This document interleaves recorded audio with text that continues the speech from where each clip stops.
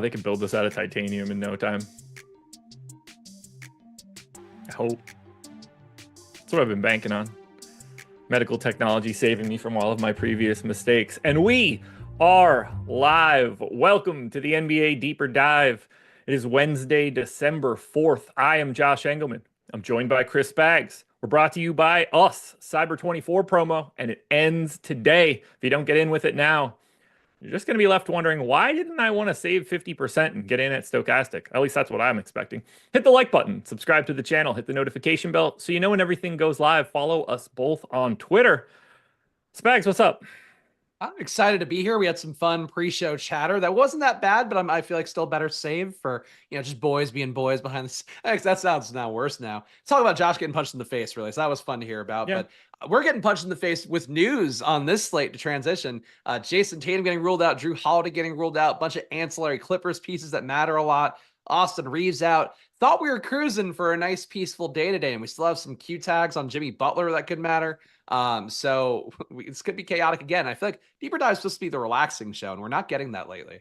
I would have preferred if it were the relaxing show. By the way, it's interesting that you didn't mention any of the other things that we're talking about before the show started. Probably for good reason. They would have been frowned upon. No, you getting punched in the face, never frowned upon by the chat, especially. Chat's like, tell us more, please. No, I don't imagine chat cares. This was 14 years ago, so not recent. Yeah, it was like yesterday from a YouTube chatter. They would love to hear that. Oh, if I would give anything for somebody to show up at my door, that would be the greatest thing that ever happened. I thought that one dude was going to do it once, but I'm waiting for it if it ever happens. I'd be stoked. I'd be so stoked. First of all, it would be hysterical. Second of all, I'd be on the news. It would be a level of insane that, here's the thing. So this is a real tangent, but the United Healthcare guy got shot. I don't know what the deal is with that. He sure did. I've seen that video 1,000 times now today. It does feel like we're getting to a world where maybe trolls take another leap forward and things. But I tend to think most people on the internet, I've met people back in my Barstool days where it's like, oh, they were so mean to me on Twitter and the comments. You meet them in person. They're like, oh, I guess you're a nice guy. I don't know. I was just trying to bust your balls because we're friends. It's like, okay, we're not friends. First of all, there's a screen here separating us. Yeah. Second part of it is people are just don't want to be mean in reality, but then they have a tough day at work. They come online, hit their punching bag. You take that leap into real life, or even just making multiple handles and getting weird with it. That's where I'm like, dude, there's a little mental illness here I don't need to be a part of necessarily. No disagreements there. Yeah, the news is interesting for the United Healthcare CEO. That video, every time if I scroll through videos on Twitter, every fifth video is like, hey, breaking news, the footage is out. Here it is. Here's how the guy just did it, saved all his rounds and got out of there. And he took a scooter away from it or some shit. Yeah, it feels very Dexter-y, I think, in terms of the reception I've seen on Reddit in particular, which is a little bit uncomfortable. I get it. Healthcare evil. But... Good day for private security firms in New York City. Yeah, for those guys are about to get hired in droves. Yeah, that's wild. Also, incredibly sad. No matter what you think of that insurance industry, getting gunned down outside of a hotel at like 6 o'clock in the morning is not a great day. Anyway, speaking of not great days, the Detroit Pistons played today. They're 13.5 point dogs in Boston. Boston is without a couple key members of the team. Jason Tatum was ruled out just before this show started, as was Drew Holiday. So, different look to the Boston Celtics today for Detroit. Asar Thompson is out just for illness slash medical condition management. So, double whammy for him there today. There is negative ownership coming into the Pistons. They're 1% to Duren, 1% to Cade on DraftKings. That's the most of anybody on DK. The most of anybody on the FanDuel side is 6% to Jaden Ivey. Now, I kind of think the Cade is a little underowned on FanDuel at 9,100 for a 6-game slate. Wouldn't hate rolling the dice there. There's 20% of the time Detroit just wins this game outright, but I don't really see a path to getting excited about anything from the Pistons. Yeah, they don't look very good here. I do think there's some sort of logic in trying to cram a Piston in, just because of the fact that, like, theoretically, somebody should have to pull their weight just to keep up in this game, even with Tatum out, even with Drew Holiday out. That said, not a single Piston is coming up for me right now. I'm actually importing the sim I ran with the new data. And I think I got like one share of Cade. Cade doesn't project that poorly for me, but he's just not coming up. Jaden Ivey is just mispriced at this point, still carrying that Cade was out price tag with him. Tobias Harris had one good game yesterday, but I don't really want to chase that. Projection still looks awful. So Pistons just look really bad here. And, tournament option if something hits. Yeah, like obviously, like you could always click Cade. I think you could always click Jalen Duren. Like when it comes to centers, they have the ability to just put up, sizable scores. Do I think he's optimal all that frequently? No. Do I actually think that Jalen Duren is the most optimal play on DraftKings for Detroit? I actually do have it as that, but it's a 5% number. That's not exactly fun. But, there's no reason he can't get like 35 plus fantasy points today and be at least a guy in the mix of a winning lineup on a 6-gamer. But if we're just talking value, they're running into one of the best defenses. They're in a pace down spot. Even without Tatum, even without Drew Holiday, this is still tough sledding for the old Pistons.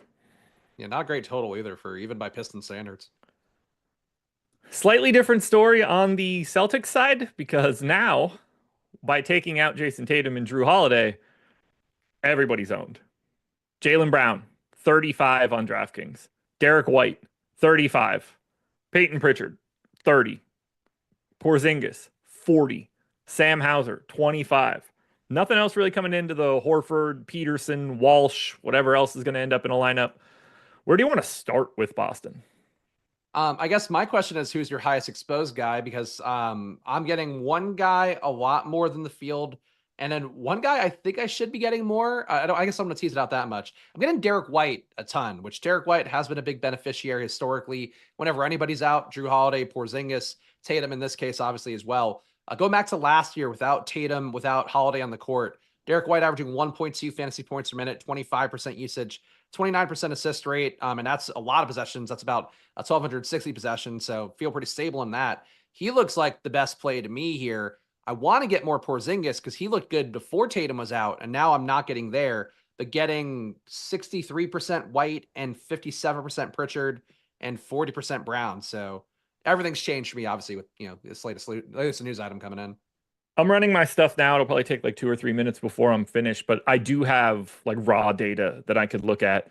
I'm expecting Peyton Pritchard to be the guy that I get the most of. 5,500, point guard, shooting guard eligible. He's like a 0.95 guy in this scenario. He showed up as most optimal. He also showed up with the second highest boom score for me. I'm anticipating Peyton Pritchard being the guy I get the most. I'm expecting Derek White to be the guy I get the least right now, but I haven't done any major rate changes.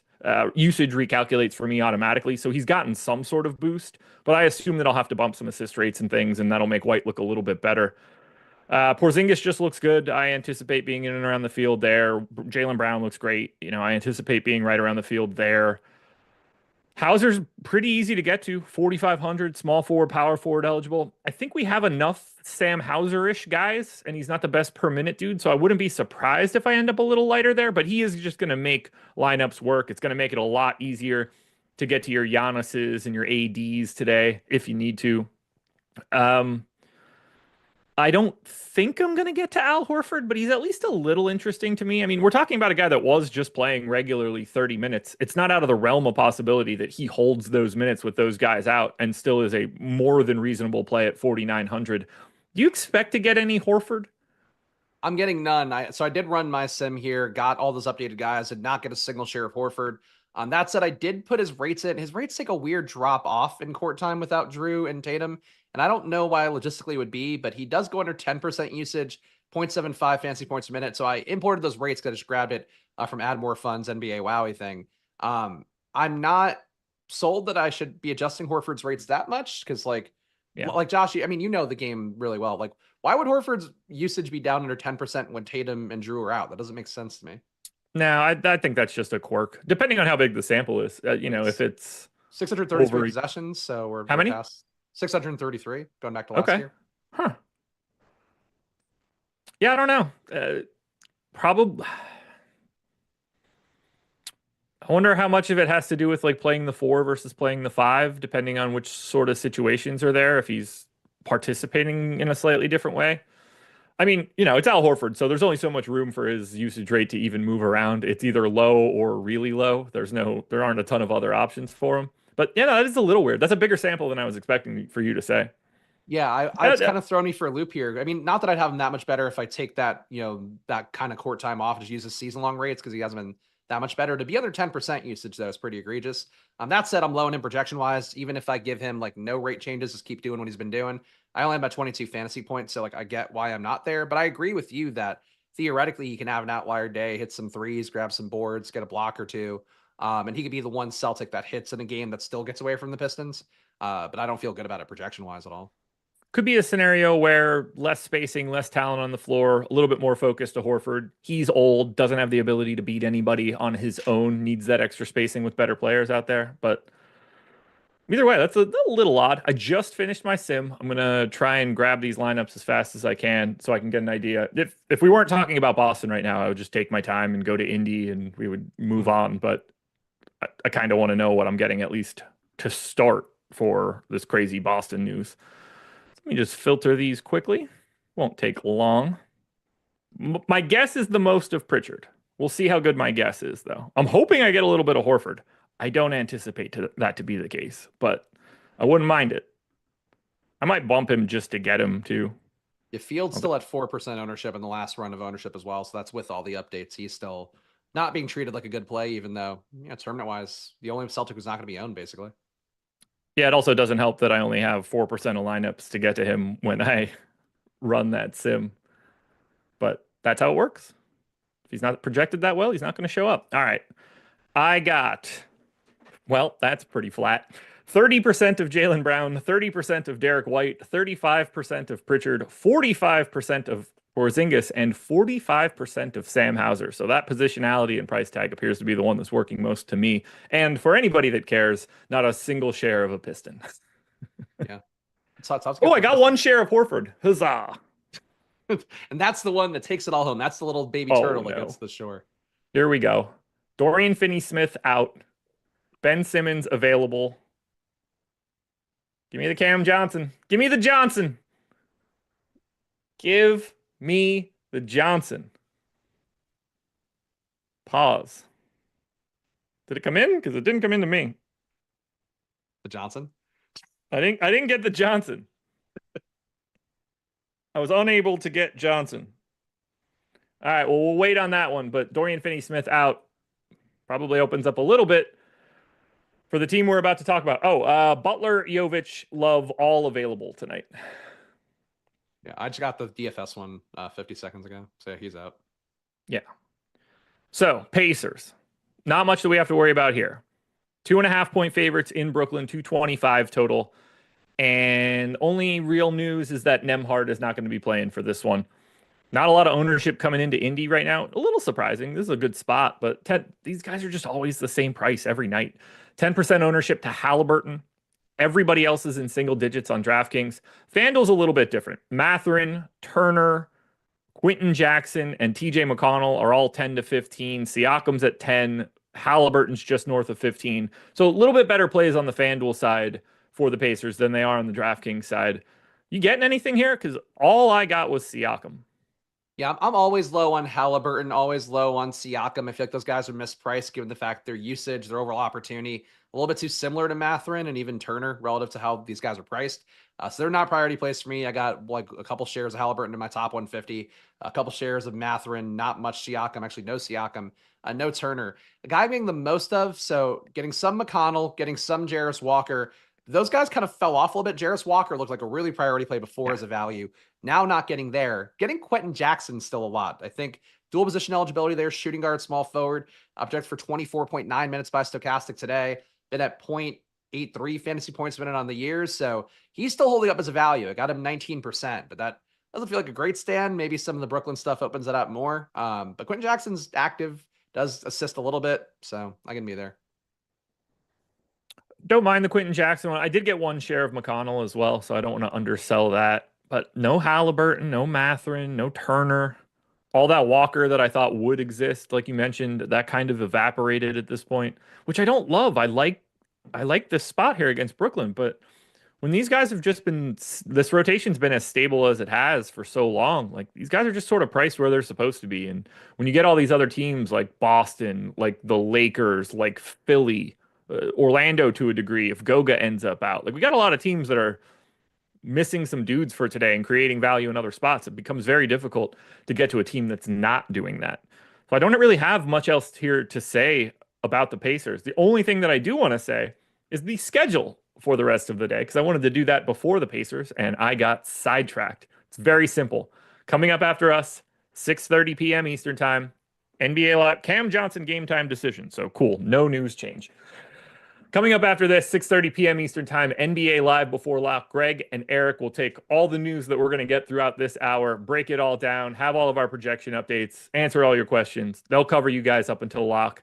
Then Greg and I are hopping on to playback to watch some games, talk some news, late swaps, bets, whatever we can find.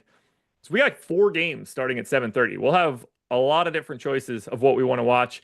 Could switch to Atlanta, Milwaukee when we get to the top of the hour, but we'll be there for an hour. If you have League Pass, link your account. You can watch with us. If you don't have League Pass, we have 20 VIPs that we can hand out. Playback.tv/Stokastic. Brooklyn. So now we know we have no Dorian Finney-Smith. They weren't getting any ownership prior to this. 10% to Cam Johnson. It's the only guy in double digits. Everybody is 5 or below. Cam's 15 on FanDuel. Dorian Finney-Smith was 10. Claxton's 10. Ben Simmons was 15. That'll wiggle around a little bit more. Were you getting to any Brooklyn? Do you like any Brooklyn? Does the Dorian Finney-Smith news make you think you're going to get to Brooklyn? It's a weird one. Yeah, I think that Cam Johnson, if he plays, would look a little bit better to me. I'm already getting him 17%. The sim I ran before the show feels going to be at 10% based on the most recent ownership update they have in. So Cam Johnson looks good. Schroeder, I thought I'd get more of. I'm actually flat with the field now at 5%. He's been projecting pretty well, as you'd expect with Cam Thomas out. Price tags come up for him, and I think there are now better plays. As I mentioned, Derek White, became a priority play for me, so I think that's killing my Dennis Schroeder. But right now, assuming, with Finney-Smith marked in, he just get ruled out, as we talked about. Not a whole lot stands out. If Cam Johnson were out, I think we're then talking about going back to the Tyrese Martin, Keon Johnson vortex a little bit more. But right now, these guys all got worse for me besides Cam Johnson, with some of the value opening up and some of the better projections opening up on Boston side. I'm really hoping I don't start getting to these random Brooklyn Nets goobers like Keon Johnson, Milton, Martin, Jalen Wilson. Ugh, I don't want any part of this, but it's definitely going to free up something. I only had 10% of Cam Johnson. I obviously don't care if I get him. Schroeder's fine, although paying 7,500 for him isn't exactly the most fun price tag. Any shares of Nick Claxton never suck, but I'd really like to avoid the Jalen Wilson, Shake Milton duo as much as possible. Just poor per minute dudes, guys that just make me feel like I'm not going to win if I have them. So they'll probably be great and I'll not have them, which will be the worst part of all of this. We got to wait on that news. If Cam Johnson ends up out as well, this Brooklyn team's going to look pretty wild. Yeah, Man. Tyrese Martin, I think, would be a much more of a play. He's Yeah. weird though. Like he's whenever he's with the first unit, and there's a lot of guys. But like I said this on my splash stream before this. He almost looks shy playing with the first team, where he's like, "Oh, like I don't want the ball. You guys take it." Then they go off the court. He went nuts in the fourth quarter because the game is out of hand, and it's like it's a lot of guys, obviously. But Tyrese Martin, like he's got talent. He just stands in the corner so much when he's with the starters, and that's what he would do if Cam Johnson is out, probably. Yeah, that one won't be fun. I got him. I mean, like, if Cam Johnson's not out, then he won't matter, which is helpful. But if he is, then we start projecting him for minutes that do matter, and that part is not my favorite. Yeah, agreed. Oh God, I haven't gotten I don't feel like I've gotten Jalen Wilson right yet, so I need that to correct itself in some way too. Anything else for Brooklyn? No, it's a weird team, but I think the Cam Johnson thing is now probably the biggest thing we have. The sword of Damocles on the slate left, besides Jimmy Butler, which is still hanging around still, and that hasn't been updated yet that I've seen. The Los Angeles Lakers are 2.5-point dogs in Miami, 216.5 total. Second lowest total on today's slate, second lowest pace that I have for today's slate. We don't have Austin Reeves. Everybody else that's normally available for the Lakers is, but we do have quite a bit of ownership coming into this Los Angeles Lakers team. They are currently the third most owned team behind the Boston Celtics and the Clippers, two teams that are missing quite a bit of people today. So we've got 10% ownership coming into AD. Let's call it 15 across DraftKings and FanDuel. 20 to 25 on LeBron, around 15 for Rui. 63 for D'Angelo Russell, where he's still 4,900 on DraftKings. I don't get it. He's 25 on FanDuel.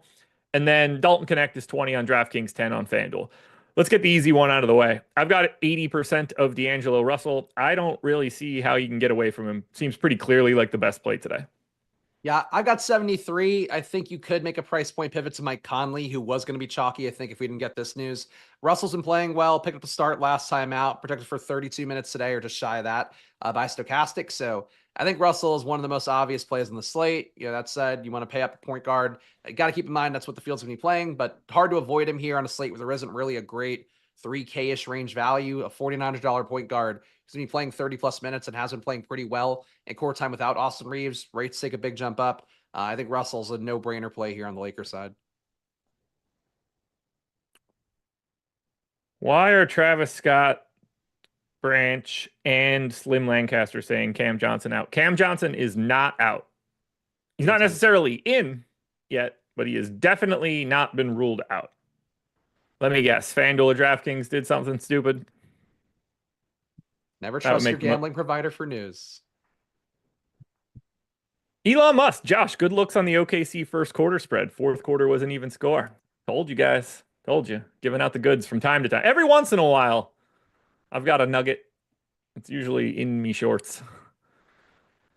So I ended up with 30% of Connect, 25 Rui, 25 LeBron, 15 AD. I just want to have a lot of the Lakers here. I mean, is it a great spot against Miami? No, the total's not great. The pace is not great. But not having Reeves around really does just sort of improve everybody else. And they don't really like bring in new people to soak anything up. It just kind of bumps LeBron. It bumps AD. Rui soaks up a couple extra minutes. So you don't mind getting his 0.75 fantasy points per minute in your lineups. Russell, obviously, just for a guy that's going to should play north of 30 minutes, the fact that he's 4,900 is insane as a 0.95 fantasy point per minute dude. And then Connect is just going to get whatever he can handle, but 4,700 shooting guard, small forward, very easy to move him around any sort of roster construction on a 6-gamer. So I think he makes a ton of sense. Any shot at a Max Christie? I'll go with Gabe Vincent and Cam Reddish, but I mean, we are talking about 3 really awful per minute dudes. Gabe Vincent's probably tracking on last. Yeah, I'm not getting any of the kind of flotsam Lakers guys. I am getting a lot more LeBron, getting 50% of him in my lineups. He has been going kind of nuts this year in court time without Reeves, averaging 1.43 fantasy points per minute and 520 possessions. So pretty close to the sample size we want to see. 31% usage, 47.5% assist rate. So I think LeBron, to me, if you give him those rates, he looks like a much better play overall. So he'll be a priority for me on the slate. Besides that, yeah, just the core guys. Rui, I think, looks the best out of the non-major AD slash LeBron slash Russell ownership that's going to be there. But yeah, Lakers a good team here, but I don't see taking a stab on any of the ancillary Lakers with none of them projected for over 20 minutes by Stokastic today. Gabe Vincent is officially the lowest ranked fantasy point per minute guy in my entire model. Wow. Is He that is 0.37 on the year? 24.9 fantasy points per 100 possessions. 1/10 of a point behind semi-retired PJ Tucker. Wow, 4/10 of a point behind teammate Cam Reddish. Two of the three worst fantasy point per minute guys that I have available in my model are both in the rotation for the Lakers. the Cam Reddish one is even weirder because he's actually shooting well on the year. Like he's shooting 68% true shooting. Gabe Vincent, at least like he's he's completely cold. Like 33% from from free throw, 43% true shooting. At least he should shoot better. Reddish, I'm surprised it's that low because he's like played well by Cam Reddish standards. He doesn't shoot. He Two doesn't rim shoot. attempts per 75 possessions. 0.1 0.1 mid-ranger per 75 possessions and 2.4 threes. So like it's going in, but it's because he takes 2 shots a game, basically. Yeah. Well, great 2 shots. Better than he used to be taking 10. Let's see. Here we go. Shot profile over the last few games. 1 field goal attempt, 1 field goal attempt, 1, 3, 3, 4, 1, 3, 1. Oof. Oof. Makes me feel even better about my heavy LeBron exposure. That's the one thing I'll say. The more you look at these numbers. Yeah, I really pray that I don't get any of those guys. They're so miserable on a permanent basis. Let me hit Frankie Loft in super chat here quickly. Said Josh, Harden, Brown, Maxey, Toppin. I assume that's Jaime, Hauser, Peyton. I assume Pritchard, Russell, single entry $100. I respect your input because you've been up since 7 a.m. Who are you taking out? Jaime Jaquez. He's got to go. With all those Miami guys in now, they haven't been super excited about playing Jaquez at this point. You need a very good run out for that one. So I think you'll have no problem finding a different 5K forward. Jaquez played well last time because Hero and Adebayo were awful, and then also Butler was out. If Butler's in, Jaquez is not a play. Yeah. So we moved to Miami.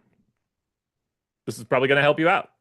This is where we'll talk about how no one's getting Jaquez and you shouldn't. So now that we know that these guys are in for Miami, 10% ownership to Hero on DraftKings, 20 on FanDuel, 10 for Bam on both sites, and then around 10 for Butler on FanDuel. Not too much coming in on DraftKings. I didn't really get much here of Miami. It's neutral to the field on Bam. Wouldn't really mind getting any shares of Hero. It's a good spot against the Lakers. Their defense isn't very good, and it's not as big of a pace down matchup as Miami could usually see, but it is a little bit. They just don't look all that appealing. Do you want to get to Hero or Bam, or does Butler kind of nerf that for you? Butler does nerf it. I thought Hero looked like an interesting play this morning. Field's going to be owning him at about 11, 12%. I'm getting him 9%. The issue is, I think, him being point guard. I'm going to get Derek White more with how the projections look for me right now. So I'm cool with Tyler Hero, though, on the spot for the reasons that Josh mentioned. Just not a great Lakers defense. Even AD for his complaining about being defensive player of the year. Like he's not playing well defensively this year, based on a lot of at least the rim defense metrics. But Adebayo, think okay here. If Butler's out, it changes the equation entirely, where I'd probably be getting a lot of Tyler Hero in particular, some more of these other guys, in particular Bam Adebayo. But right now, I think with all the value opening up, the Heat kind of became a team that doesn't seem like it's going to factor a lot for me, even though Hero still looks like a good play, I think. Yeah, I really wanted Butler to be out here, so this Miami team looked a little bit more interesting, especially now with all the news and stuff we're getting. But, you know, if I end up with like a share of Hero, a share of Bam, a share of Butler, that's sort of where I'm expecting to be. I don't get the sense that I'll be ending up with anything else. But the one thing that I can say is I don't think that you can get to Jaime Jaquez at this point. So doubling down on that one. Oh, no. Eze Denobi? That's got to be what it is. I got to be breaking that up in the right way. Eze Denobi. That's what I'll go with. Correct me if I'm wrong, but I think I'm in the right ballpark here. Hit us with the super chat. Well, you never know where that break is. That's just one big word. Denobi's not capitalized. That one catches me off guard. Maybe it's just one big name, too. I don't totally know. Either way, how much should I boost players I like versus just trust the Sims? I wish there was like an answer I could give you there. There's not. I get the ability, like I get the idea of wanting to move stuff around. I think you should. This shouldn't just be like a click it and go situation. I mean, clicking it and go is probably going to improve the large majority of people that are using The Sims. And I don't mean that in a negative way. It's just the computers are better than people at this. Um, I like to do it. I have no problem giving pretty major boosts to people. To me, it's more about like one, what kind of contest you're playing in. The extremes that you want to take are a little bit different depending on what kind of contest you're playing in. But really, this just mostly comes down to a risk tolerance thing. Like, let's say, who would be a good example? Let's say Jimmy Butler is a guy you really like today. He's 6% owned, but you're like, I'm playing 20 lineups. I think he's going to be pretty good. I want to have like 50% of him. There's nothing wrong with that. You're going to be able to generate positive ROI Jimmy Butler lineups that take you well over the field. The relationship of any individual guy in comparison to like public ownership, not super important to me. It's more about like diversifying your portfolio. So best I could tell you is I wouldn't be afraid to do it. Now, I wouldn't want to go too crazy. Like if you see a bunch of 1%, 2% guys, I wouldn't be trying to make sure that I had them in, like 70% of my stuff. You're probably taking on a bit more risk than you want to in that spot. But yeah, I mean, I think you should get your hands dirty and boost guys and negate guys and make it feel a little bit like more like your own. There's not only one way to do this, and I think getting your hands dirty helps. You got anything? Yeah, I would say just I'd be reluctant to over tinker too much, but I know, for me, like I like to use the sim tool as it is, and then I'll put my own data in there and overlay my projections with what Stokastic's doing. That's the unique wrinkle I have. I think for what Josh is saying, like, yeah, boosting ROI is probably one of the safer ways to do it, but really don't try to change the core thing that the sims are giving you as an assumption. Yeah. Like if you see Jarris Walker, like Jarris Walker's popping up a lot, doesn't mean that Jarris Walker is a smash play of all smash plays. It means that a $3,800 power forward works really well to give you the players you need around that. So try to use those takeaways, and no matter what you're doing, and don't try to get away. Like, don't change, I think, the contest pool too much, stuff like that. No. But yeah, it's meant to be idiot proof to a certain extent. But if you're going to win money, you kind of need to be able to be willing to get your hands dirty a little bit more. When it comes to the contest pool, the only goal you should be having is to do whatever you can do to make it match whatever contest you're going to be entering as closely as possible. That's it. You're not trying to reinvent the wheel there. Whatever you're getting out of the contest generator is usually going to be better than anything that you could make tweaks for. There are situations with extreme high ownership where you feel like you might want to give somebody like one notch down and soften that extreme.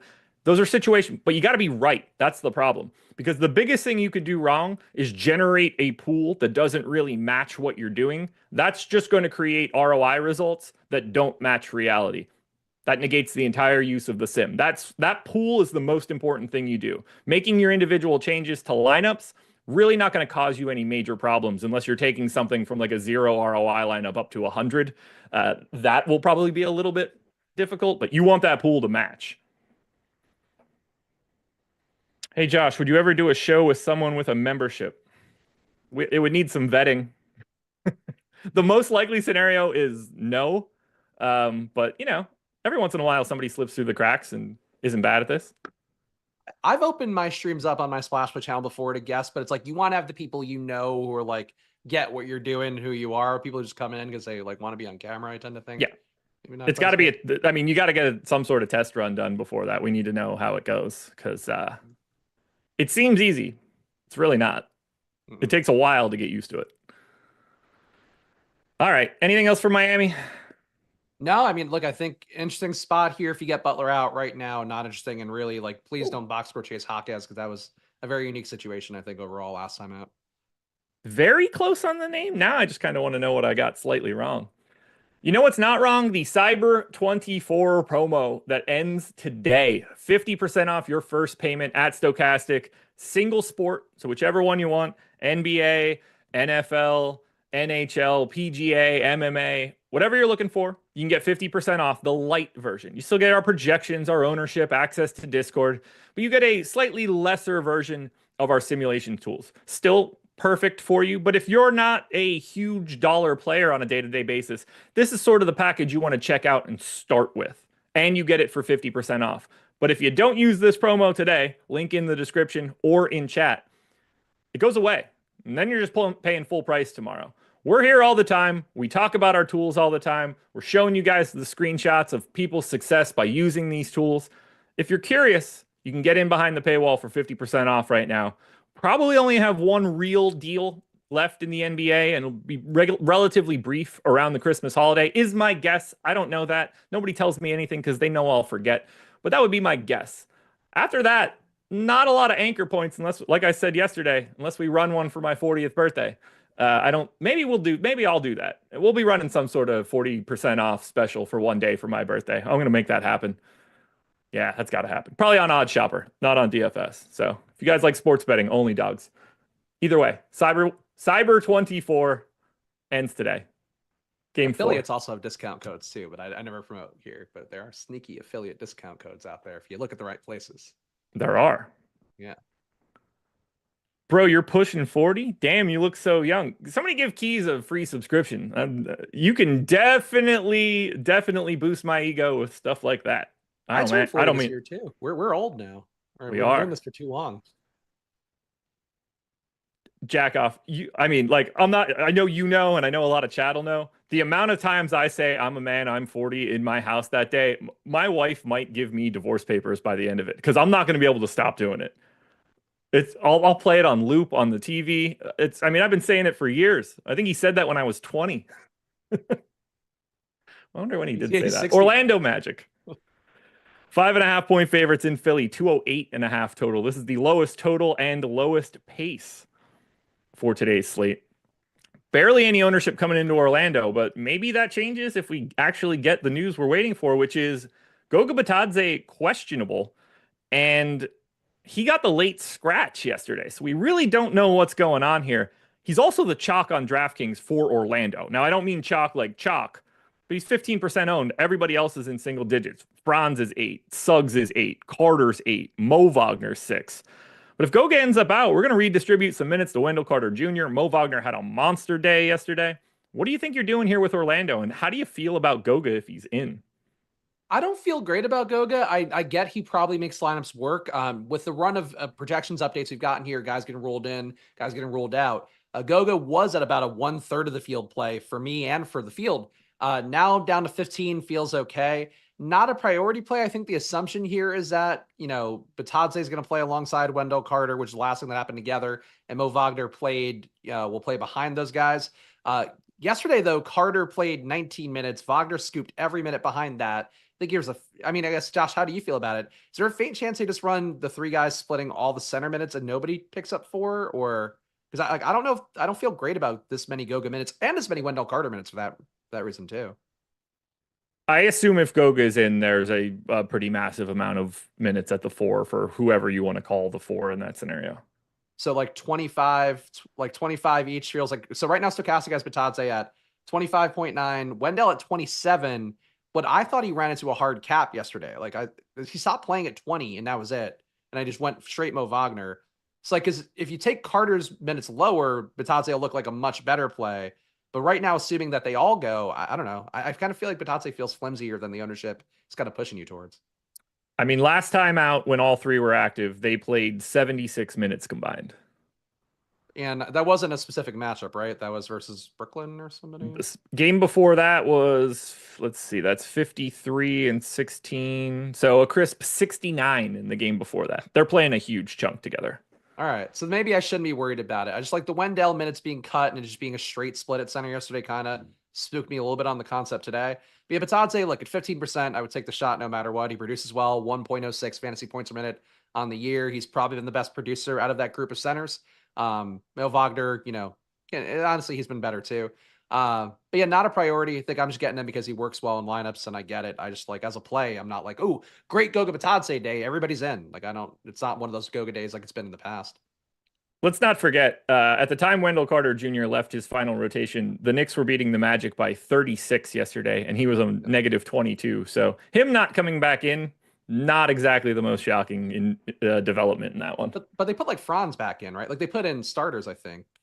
They did, but Wendell Carter Jr. still working his way back from injury. Right.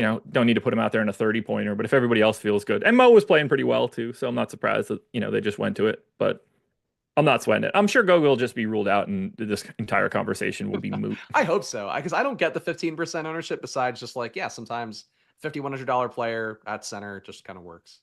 Not my birthday today, folks. We're not even close. 2 more months. Riley Shaffrey, super chat. No question. Just wanted to support. Good luck, everyone. Thank you, Riley. That's awesome. We support you as well. Hope you win tonight, as long as we're not in the same contest. If we are, I hope you get second. Then Olrat. Josh, I know it's your show, but in the strategy show, can you make your head smaller and the stats bigger? Having trouble reading your numbers, please. So the head thing's going to be a problem. My head is just getting bigger and bigger as the days go on with all of the compliments that you guys foist upon me on a day-to-day basis. So that will be a tough change, but I will play with the view and increase the size of all of that data so it visually looks better on the screen. And I'll do that for tomorrow. Well, you know what? I will do that for you in the next 2 days.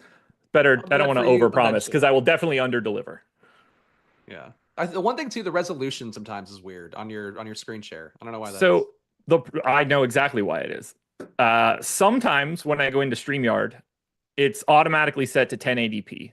Those days are going to be fine. If it's that, I can guarantee will be clear. Some days it switches to 720 and I don't notice it before I hit the go live button. And at that point in time, it will look worse. So I know why it's happening. It's a little StreamYard thing that annoys me that I don't pay attention to enough, but I will redo the visual here and I'll make it so that we actually want to look at it. If I cut out the DraftKings and FanDuel at the same time and toggle between the two, I can make this screen huge. So that's what we need. I got you. I got you, Olrat. Not too many people could ask me to do that where I would listen. Olrat's one of them. I'm impressed. Got results. Damn right. Love Olrat.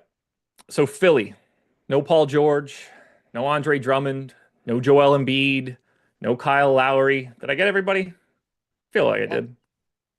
No Jeff Doughton. Drummond. Did you say Drummond? I got Drummond. No Jeff Doughton. I don't think that was the one that everybody was waiting for. Also, no ownership. 7% to Kelly Oubre is the most on DraftKings. I didn't get a single share. Pace down spot, tough defensive matchup, even though the Knicks embarrassed them yesterday. We are getting ownership on FanDuel, though. 12% to Tyrese Maxey, which I think looks about right. Around 10 for Kelly Oubre, which I think looks about right. 30 for Jared McCain. He's only $6K there, $800 cheaper than he is on DraftKings. Maybe a hair high, but I don't have any problem getting it. I do think that McCain looks like the best FanDuel option, so long as Kyle Lowry doesn't kill him for the TikTok from yesterday. That is definitely possible. And then no one else is getting any ownership on the FanDuel side, but Yabusele with nobody behind him, nobody's really getting to him other than the FanDuel side where he's 5,500. He's unowned on DraftKings. You're going to get to Philly here.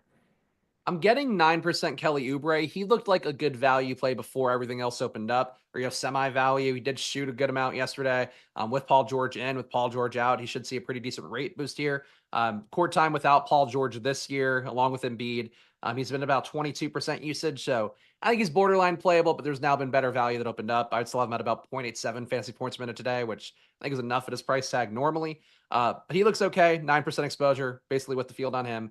McCain getting a little bit more, getting 5% compared to the field's 4. So that's, I guess, the biggest stand here. I did give him rates that reflect I was playing some of that court time before Maxey came back in, so probably can make a case. I probably have McCain overprojected, but there's a lot of shots to go around here. I think they're going to spend a lot of time, Orlando will, trying to stop Tyrese Maxey. Maybe McCain can get going in that spot, but nothing here a priority. Low total, not high pace, tough matchup, and the price tags I think are all fairly appropriate, even though there's a little bit of juice on McCain and Oubre in terms of the value they have. I like the idea of getting some Maxey in a GPP. I just don't expect it to happen, but you know, he's the type of guy that I wouldn't mind having like 15% of at 5% ownership. Oh, do I got to read this? I guess I do. Bug Boy sent a super chat. Thank you. Whatever. Bum Hour featuring Spags. I'm here for it. Do I know? Is Bum Hour like a gimmick you have? Or no, I think he's calling you a bum and saying like I'm on it, but I'm not one of the bums. Is how I'm interpreting that. I have no beef with Bug Boy, so I presume he's being kind to me and mean to you. Would be my guess. Yeah. No, I'm a Red Skittles guy, not a Bug Boy guy. So no thanks. I didn't know if Bum Hour could have been a gimmick you have on one of your shows where you talk about like shitty plays. That is honestly, yeah, I would like Bum Hour. We're talking about, or just like write that down on a little notebook next to you right now. Yeah, look, I dabble in bums. I was talking up Tyrese Martin before. I'm deep in the bum streets. God, Bug Boy's the worst. Bum, more like bum boy. Yeah, Bum Boy 4.0. I love that it's 4.0 because we banned 1, 2, and 3. Atlanta Hawks, 4.5 point dogs in Milwaukee, 236 total. Oh, I shouldn't besmirch them. The group winning Atlanta Hawks, 22% ownership coming into Trae Young, around 15 for Bogdanovich, single digits across the board for everybody else. It's the same rotation they always have. 10% ownership coming into Bogdan on FanDuel, single digits across the board for everybody else. I got to 20% of Bogdanovich. I think he looks really good at 4,400 given that price tag. And I think he certainly has minutes upside. Eventually, he starts playing 30 would be my guess. I got the 10% Trae. Wouldn't mind to have a little bit more, but I've got, spoiler alert, 55% Giannis. So a little bit harder to get to more Trae. Yeah, I'm not getting a lot here. Jalen Johnson, generally a guy I do like more than not. That said, I have him a little bit better projected at 42.2 compared to Stokastic's 41. It's not enough for me to get a lot of Jalen Johnson, so I'll have 4% of him. Really, nobody but 5% for me here. I'm low on Trae Young. The usage has been down for him on the year. He's been honestly, I think, the best real life point guard he's been in his career this year. I'm afraid to say it because I feel like Josh will be like, no, he's awful defensively still. He's all that, but Oh, yeah. I mean, he is. he's But creating offense. Like he's yeah, yeah. assisting well. Like Dude, he's amazing offensively. Absolutely yeah. amazing. He should be a better shooter than he has been this year. I think 55% true shooting. If you're Yeah. going to be deferring more, the usage should be more efficient. But it's not. So I'm not there with the field on Trae. I'll have 5% of him compared to the fields, 20% plus. I'm low on Bogdanovich, even though I do think Josh keeps sticking in my head, and I know he's going to win a tournament now because like Josh, whenever he's on these guys, the price tag works. You get dual position eligibility with the shooting guard, small forward, so multiple position eligibility. I get the logic there. I'm just not there. Really, nothing looks great to me here, but feels like it should, given how high this total is, and should be good pace, but it's not on a lot of the Hawks. 46% assist rate for Trae Young so far this season is real crazy. Hmm? But yeah, he needs to get more efficient from the field. That's his biggest problem. The foul drawing's there and it saves him a bit from like a scoring perspective, but the shooting has been a real issue. He can't get to the rim now. Or when he does, it's a giant failure. He can't buy that, which is, what happens when you're 6'2", 180. You don't have the size to deal with these monsters that are in the paint at this point. But man, oh man, can he set people up. Whew, so good. Now, defensively, ass. Totally agree. But offense, I like to watch it. Well, I like to watch the results. I don't necessarily like his game. If you were playing one of the two centers, is it Capella or Okongwu? It would be Capella for me by a little bit. I guess I have 6.7% of him, 5.3% of Kongwu, but honestly, neither feels that good with a timeshare. Both projected from their 25 minutes. Like I don't think you need him on this slate, but get him in tournament lineups in the 150 set. I get it. He is now Bumboy 6.9. I like it. Oh, here we go. See, I like it. Everybody's taking criticism well here today. Well, I mean, he's been taking criticism for so long in life. He's probably incredibly used to it. I see. I've heard you guys talk ill of Bug Boy. I haven't seen him do anything bad my way, and it seemed like he was complimenting me by not lumping me in with Bum Hour. So no, he's a bum. He's friends with Red Skittles. Red Skittles, good guy. Every good guy has some not good bum in their lives, and he plays that role. I mean, he's just like a Evan Carter jock rider. I don't need that in my life. Bumboy, I'll see you when baseball season starts. Your boy Evan Carter can come back up. Let's talk Milwaukee. I already mentioned what I've got here. 35% ownership coming into Giannis. Next highest is Dame on DraftKings at 6. Giannis is actually 45% on FanDuel. Dame gets to 25 where he's $700 cheaper. 10% ownership coming into Brook Lopez as well. I got to 55% of Giannis. We have so much value right now. I find it incredibly easy to get to Giannis at this point. Anthony Davis is going to be the next closest guy in projection, and I have Giannis pretty well ahead of him. Next highest guy at that point is going to be, James Harden, and I have 10 full fantasy points and then some separating those two guys. So to me, we have all this money freed up from all this value, and we can get to, arguably the best per minute fantasy guy that exists. You could tell me it's Jokic. You could tell me it's Giannis. I'll go either direction. But we could pay up for him, and we don't have any other major pay ups today. I want all the Giannis I can get. Yeah, I'm with you conceptually. I think I'm higher on LeBron, higher on Harden, Sure. and as a result, I'm getting less because I think you get both those guys instead of one Giannis. So that's what I think I'm getting lineup wise. Still getting Giannis in 1/5 of my lineups, 20% exposure. We'll be under the field's 36. The match was perfect for him. That's sort of what gives me pause here. I'm projected really well, 63.9 compared to the compared to the Stokastic 63.8. So I'm up 0.1. So if Giannis does well, clearly my projection crushed today.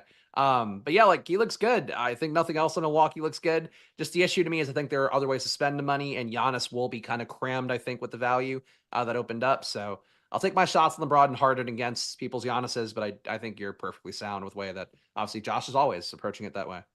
I'm also well over the field on James Harden right now, Oh, okay.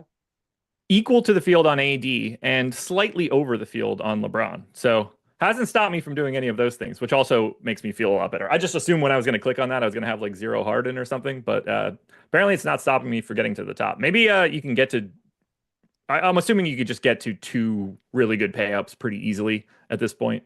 So I'm expecting those guys to just all sort of funnel up now. It's more that I'm getting like 50%. Like I'm getting 50% plus of Harden, 50% Okay. plus of LeBron. So that's kind of cutting away from Yeah, gotcha. Giannis down to 20. But Yeah, I bet the 20 I don't hate that. feels pretty good for him. You know? Yeah, I don't hate that in any way. Anything for Lillard or Lopez or any of these other clowns from the Bucks? I think Lillard's pretty close to playable here, and certainly on this kind of slate where you have a lot of ownership going Giannis's way, trying to go to Lillard, I think fits the game theory of how this works out sometimes with the Bucks. But he didn't come up a lot for me. Got him at 2% of lineups. Got 1% of Torian Prince, under 1% of AJ Green is a value on a slate where we have better value plays. No priorities here. It's kind of Giannis or bust. Cam, I am. Josh was bashing Harden earlier. Yeah, his real life game and what happens when you can roster him with no Norm Powell, no Kevin Porter Jr., and no Trey Mann or Terrence Mann. Very different things. You just said he was an MVP, which I think is fair. Like, yeah. Look, he's having the worst year of his career since he was young. That's just what it is. But better fantasy than it's been in the last few years because he's got a lot of runway to do whatever. Because nobody else is on the damn team. Nobody else can shoot. I mean, Bones Highland's going to play 16 minutes. He's going to feel like he has the freedom, all the freedom in the world. I don't know if he's going to play 16 minutes, but when he's out there, that dude's going to let it go. Minnesota has 8 dudes that play and basically don't do anything else. 10% ownership to Mike Conley. That number has come down quite a bit now that we have all sorts of additional value in these games. 10% ownership to Naz Reid. Everything else is like 5 or below. Conley's still 25 on FanDuel, and that makes a lot of sense to me. You have to roster 2 point guards on a 6-game slate. You just naturally have higher ownership numbers. 10% to Ant on FanDuel, where he's 8,800. I only got Conley and Naz Reid. I don't have much here from Minnesota. Same page as you. I got 15% Conley, 15% Naz Reid. I got 7% of Rudy Gobert, who I think is an okay center play at like a 5-ish X value. 5.1X is what I have him at. Certainly not a priority, but I think he works okay with some lineups, so I'll take him where I can get him. But yeah, really just me, Conley, Naz Reid, those guys would have been the top value plays on the slate, or some of them, if we didn't have everything else open up. And I do think, just keeping in mind that those guys would have looked better before everything kind of changed. It's worth being with the field on them. So 15% Conley feels okay, and 15% Naz Reid. Now we get to the second most owned team on the slate, the LA Clippers. We got a couple minutes yet before we turn this one over to Live Before Lock. So for the 2,550 people that are in this room right now, you've only hit the like button 234 times. I think we've had a pretty good show. It's been fun. Lots of good banter, chats involved. We're enjoying what we've got here for the slate. Hit that thumbs up if you can. Run that number up for Live Before Lock. We want to make Greg feel better. And for once, it feels like the kind of day where we should try to make Eric feel a little bit better. So hit that thumbs up for whichever one of them you want to support before they get here. Lots of ownership here. As I mentioned, no Norm Powell, no Kobe Brown, no Terrence Mann, no Kevin Porter Jr., no Kevin. Now I'm doing them all at the same time. Kobe Brown, Kawhi, Terrence Mann, Kevin Porter, Norm Powell, PJ Terry Tucker. Porter? Probably. Well, I had Terrence Mann and then Kevin Porter. It was just Terry Porter was sick at NBA Jam. I'm sad that he's out today. I would roster Terry Porter if I could. If he were playing for the Clippers today, we'd probably roster him because everybody else is getting some ownership. 20 to Harden on DraftKings, just north of 10 on FanDuel. Cam Johnson available to play. 15 to Zubats on DraftKings, around 10 on FanDuel. 15 to Coffee on DraftKings, 25 on FanDuel. 25 to Derek Jones Jr., 25 to Chris Dunn. They're both in the 15 to 20 range on FanDuel. 20 to Jordan Miller, 10 to Bones Highland, close to 10 to Mo Bamba, and Nick Batum bringing up the rear at a crisp 3. I have everybody that I just mentioned in at least one lineup. I have 7 of the 9 guys from the Clippers in at least 15%. The guy that I have the most, everybody's favorite, James Harden. Yeah, I'm getting everybody too. The one guy I'm low on is Chris Dunn because the rates for him don't take as much of a jump with Norm Powell off as everybody else does, and Kevin Porter. I'm a little bit low on him. I might level that out, but I only had 1% exposure to him because everybody else got the projection boost and he didn't. But I'll probably level it out. 1/5 of the field being on him seems fair. Harden's my biggest stand here. I'm getting him in 59% of lineups compared to the field's 22, so that'll be a pretty big one there. Getting Zubac in 44% as well, so big stand there. Derek Jones and Coffee getting in a quarter of lineups. I don't like either guy that much. If I were to choose one, probably favor Derek Jones, but Coffee's going to play big starter minutes, and he's just awful. I just hate Coffee every time I get him, but averaging 0.7 fantasy points a minute on the year. I have a 0.71 today. It could be better. The sneaky guy for me, I mean, you said you're getting Bones Highland. Are you getting Jordan Miller at all? Because he's 3K min as well. I'm getting him in 40% of lineups because he's producing pretty well in the year. 0.9 fantasy points a minute, wing minutes to go around. He's my 3K minimum salary boy, I guess. He's in 30% of my stuff as well. So right there with you on Jordan Miller. 3K, shooting guard, small forward, easy flexibility. 20% of Bones right now. 25% of Derek Jones Jr., 30 of Coffee. Now, I don't get him right ever, so I assume he's going to be decaf tonight, unfortunately, but we'll hope that I can go a different direction. Got some Chris Dunn. I actually expected to get a little bit more of Chris Dunn, but that like low dollar guard spot is loaded at this point. So I'm not surprised that I didn't get as much as I thought I was going to get. But the guy that I have the most is James Harden, and I don't mind that at all. Very different guy when Norm Powell's not going to be there, and no Kevin Porter Jr., because Kevin Porter Jr. is a guy that could take some shots and dominate the ball. Look, Harden's going to shoot a lot. This is also a terrible spot for James Harden because they could focus exclusively on him, and this Minnesota defense is no joke. He's going to get a steady diet of whoever the hell wants to be on him, whether that's Walker, probably too small for the job. I'm guessing Ant has no problem trying to take that assignment. Jaden McDaniels is going to be there. And then you still got to meet Rudy Gobert at the rim. And that is something that James Harden cannot do anymore. So I am a little scared. If you see the graphic of his field goal attempts at the rim for his career, it's like the Steel Force roller coaster. It is straight down for like the last 8 years. And now the field goal rate is also dropping precipitously over the past few years. So I'm a little nervous about his offensive ability in this matchup specifically. But with all these guys out, with that $9,400 price tag, with your 30+% usage, I don't know how you really dodge him. I think he looks really good. Yeah, court time without, for what it's worth, court time without Powell and without Porter on the year, 35% usage, actually closer to 36, 45% assist rate, rebounding, honestly less than average, so that might come up. He's been a monster, so I would hope that just the crush of opportunity he gets will make up for it. But like I agree, like he get trapped to death here and have to keep kicking the ball out to guys who can't make shots, and that would not be the best for him. So some risk with Harden, but projection wise, I'll just jam him in today. I think this feels like a game where they send a lot of doubles. Yeah, I mean he's been passing well enough that he might have the vision to make it work. Maybe he opens some guys up with that, but you know it is Harden, and that could go south, and they could honestly get blown out if that does go really poorly. Fox just gave them 60. Their D is hit or miss. Well, they're 4th in defensive rating. If they're hit or miss, then every defense in the league is not somebody worth taking seriously. But it's a huge difference between Fox playing with the rest of the guys on the Kings and James Harden playing with the rest of the guys on the Clippers today. Slightly different talent around him, no matter who's in or who's out. There aren't anybody else on the Sacramento Kings that are looking like everybody else for the Clippers today. So I'm nervous about it, but I'm going to have him. I don't know how you get away from it. Spags, tell the people where to find you. We're done here. Live Before Lock is next. Yeah, follow me at Chris Spags. Check out my NBA channel at Splash Play NBA. I do streams Monday to Friday at 4 p.m. Right before this one, look at my projections compared to Stokastic. Look at the prop betting markets, some sim lineups and all of that. So even when I'm not doing this stream, you can catch me there every day. And good luck, guys. It's a fun slate here. Lots of value opened up, and hope that somebody wins it from the chat.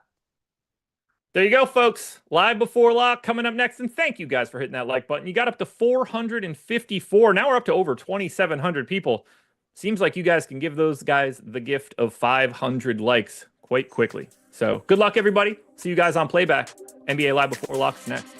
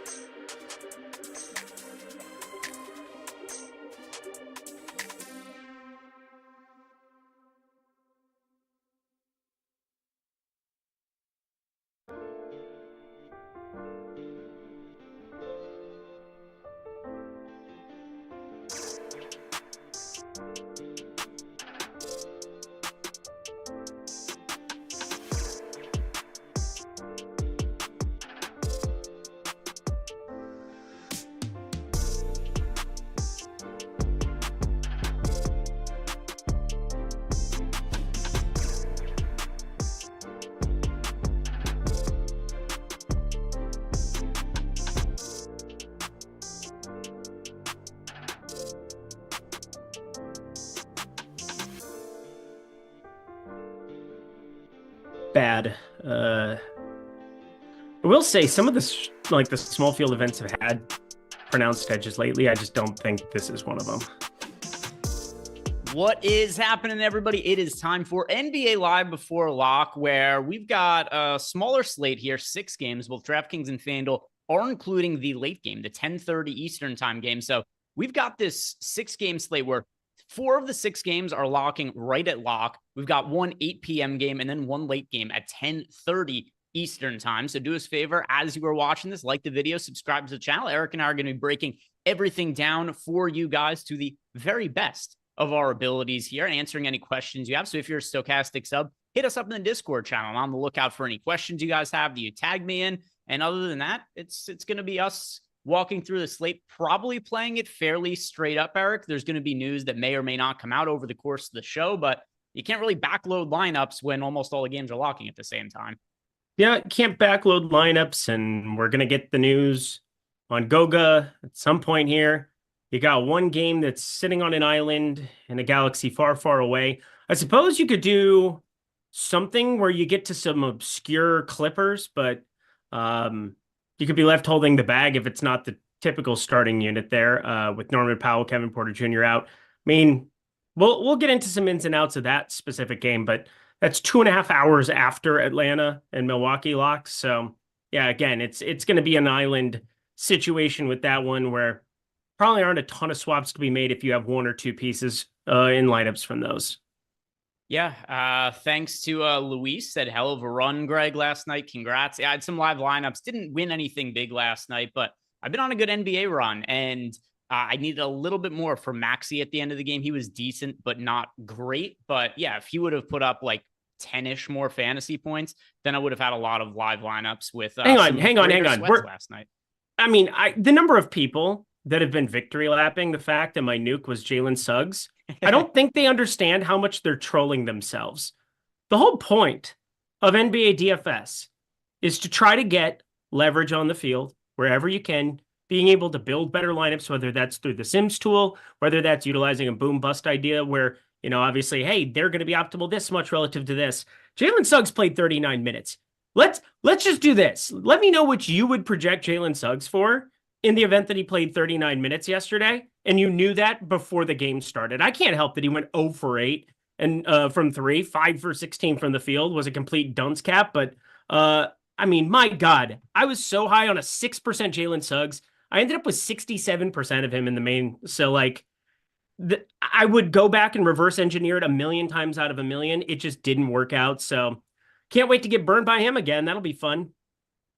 Yeah, I mean, it's actually kind of funny because in some ways, so Tyrese Maxey a lot of peripheral stats, so he still was like overall pretty good yesterday. But it was the same for him. He couldn't make any shots. I think Suggs and Maxey, would they combine like 1 for 16 from 3 yesterday? Because I think Maxey made 1 1 for 7 or 1 for 8. So same deal. If Maxey would have hit a normal amount of his shots, he would have scored like 60 fantasy points last night. But either way, wasn't too upset with anything overall, and on the whole, I was profitable yesterday. I had some live lineups to sweat out, but didn't have any big binks. But it's coming close because I've had a bunch of top 1% lineups as of late. Maybe tonight is going to be the night for us, Eric. And I think where we are going to have to start is just by talking about some of the Celtics value, just because it's very much set in stone what is going to be happening with the Boston Celtics tonight. Other than the starting lineup, I guess could really be anything because they do all kinds of bizarre things with their starting lineup.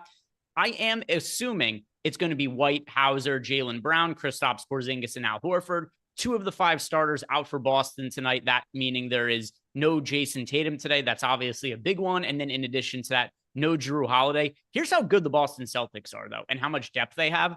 They are 12.5-point favorites, missing 2 of their best players, including somebody who's an MVP candidate this year, and taking on a team in the Pistons who, they're not great or anything, but this is like a mediocre, middle-of-the-road team. Boston still massive favorites against them with 2 of their 5 best players missing from the lineup today. But what are you assuming the starting unit is going to be for Boston?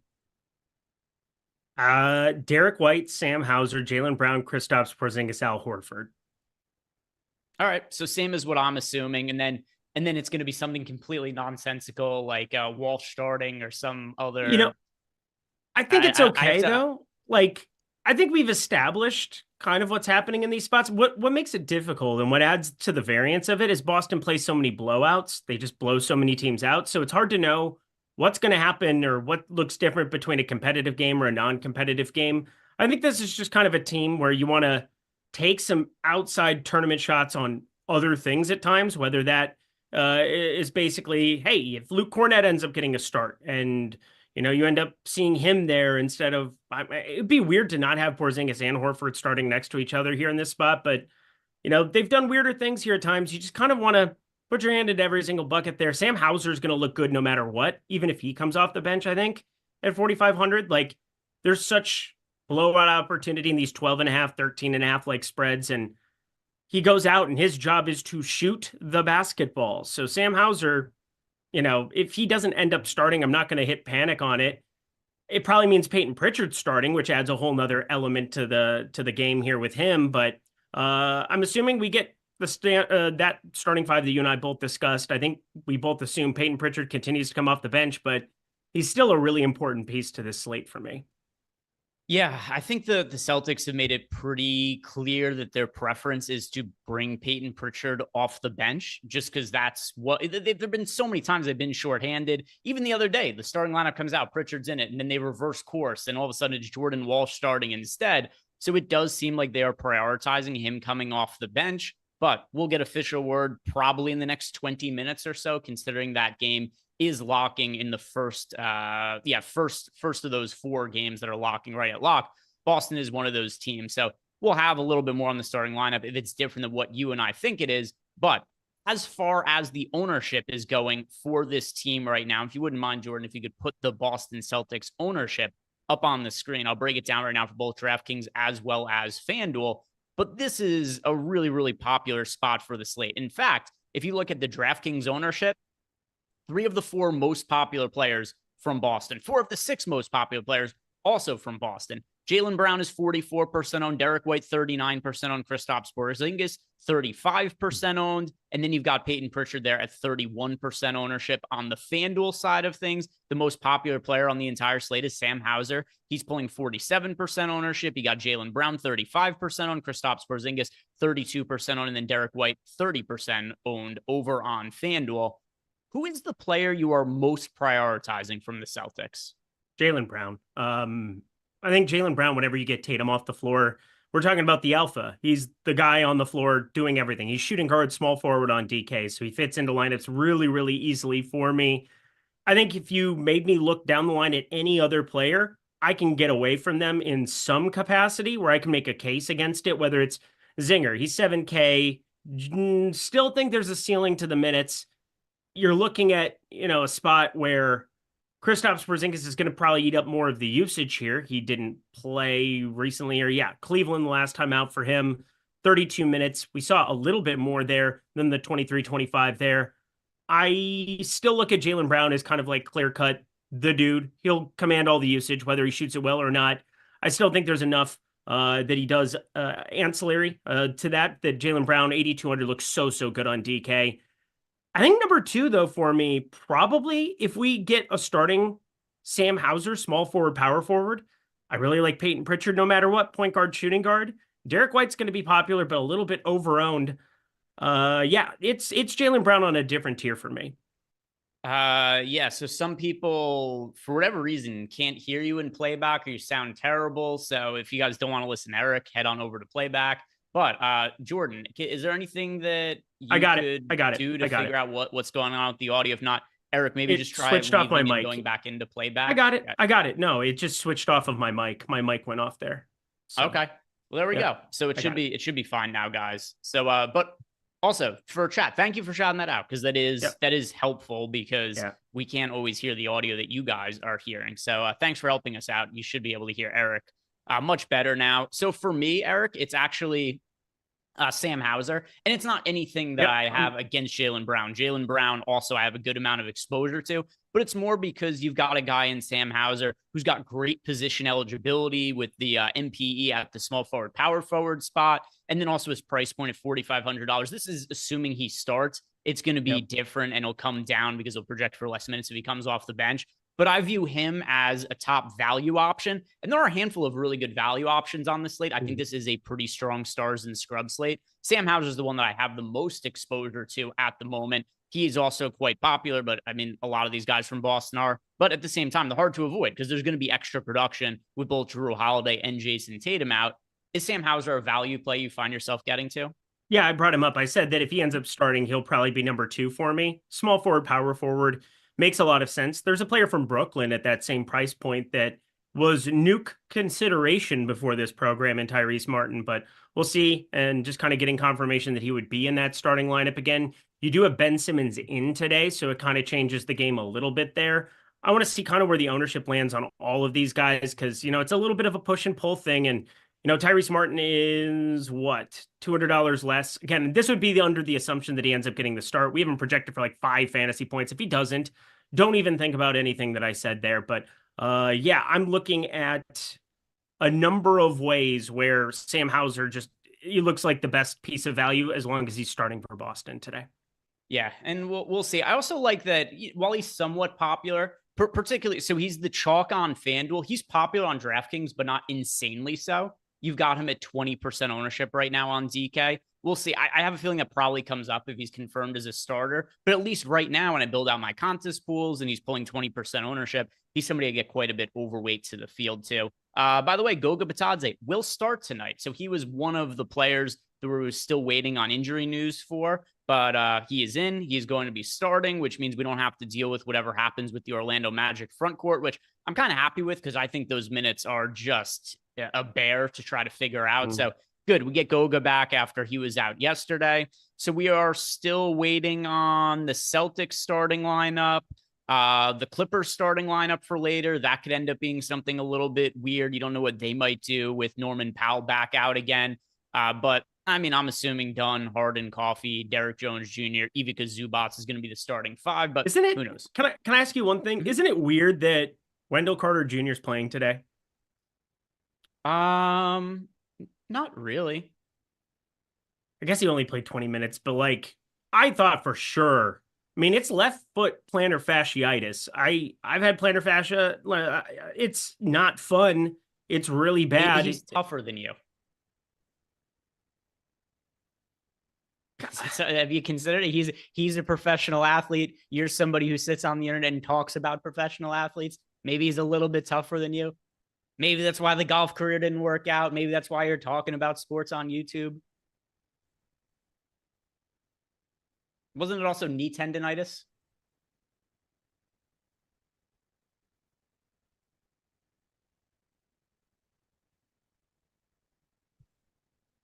I don't know if he's coming back. You make a couple of salient points and you lose your co-host on the internet. And he's back. It was a pretty good burn, though. Nope, he's gone again. And he's gone again. If you guys are enjoying this content, do us a favor, like the video and subscribe to the YouTube channel. One other shout out as well. This is the final call for our Cyber Monday deal. Time is running out because in, a few hours here, it is going to be the end of the deal. And if you guys sign up right now for any of our light packages, for any single sport package, you can get 50% off with the promo code CYBER24. This deal is going to be ending tonight at midnight. So take advantage of it now. If you guys are looking to get access to our light package, 50% off. Link is down below in the YouTube description box.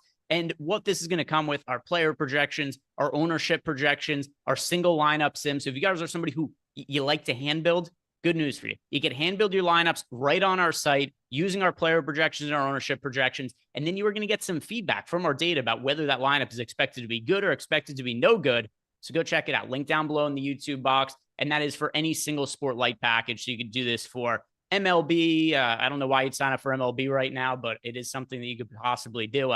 NBA, NFL, MMA, whatever it is you want to sign up for. PGA. I'm playing in this goofy PGA GPP for tomorrow. You guys could sign up Cyber20. Eric, you're back.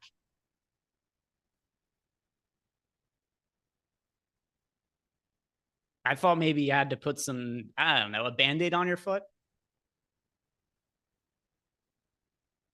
We have some questions in the chat we should get to.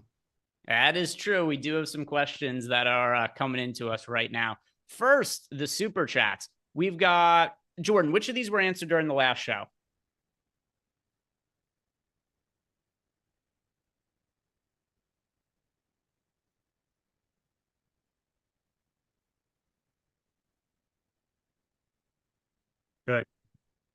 Good. Best super chat of all time. Cloud LLC. I know you want to push your subscription, but your content from your shows trumps all. Eric and Greg included. I wonder who else he could be referring to there. Thank you for all you do. It is greatly appreciated. Push that damn like button if you agree. Cloud LLC, we do appreciate you. Thank you very much. And then we've got Riley Shaffrey says, I turned 26 today. I want to thank you all for making this past year so successful. Birthday wish for me is for a member to win 100K tonight. Hopefully me, or maybe myself, or maybe Eric. It would all be nice. But happy birthday to Riley, turning 26 today. Anyway, did you have a follow-up on Wendell Carter Jr. and his minutes, Eric? No. All right. No follow-up from Eric on Wendell Carter Jr.'s minutes there. Are you expecting him to play depressed minutes today? Played depressed minutes yesterday because he sucked. No, I'm not. I'm not. All right. Are you upset right now, Eric? No. All right. I must be misreading the situation. You seemed upset to me. Let's see what else we have for questions from the Discord here. We have a handful of questions that are coming in here. The first one, it is from... Let me get these in the right order. Here we go. Today, Junior. Mike1377, who are our top 3 value plays on FanDuel?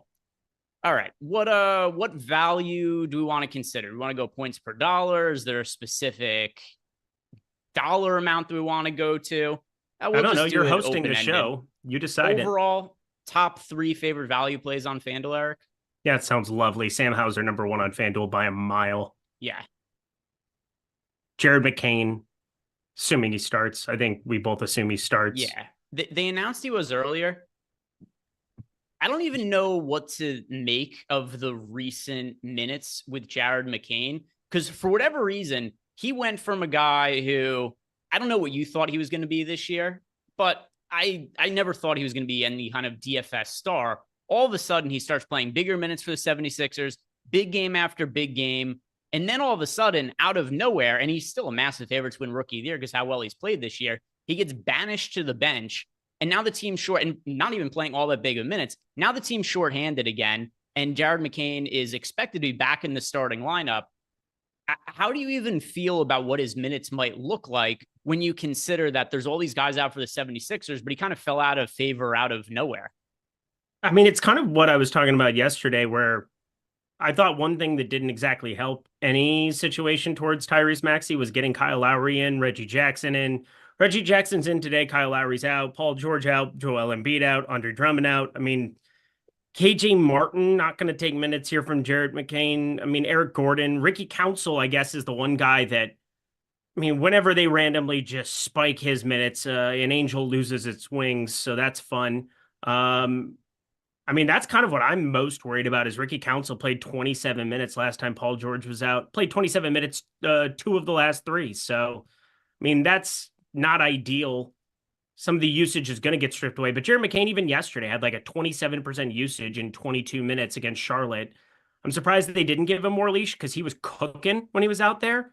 Again, it's just weird. When you have Paul George out there and it's Paul George, I get it. You throw him out there for more minutes. And Tyrese Maxey, you're not going to ever take away minutes from him. I mean, as far as what we've seen, Tyrese Maxey and McCain sharing the floor together, it'll still be alpha Tyrese Maxey, but I mean, the price point on FanDuel is just egregious at 6K with him starting.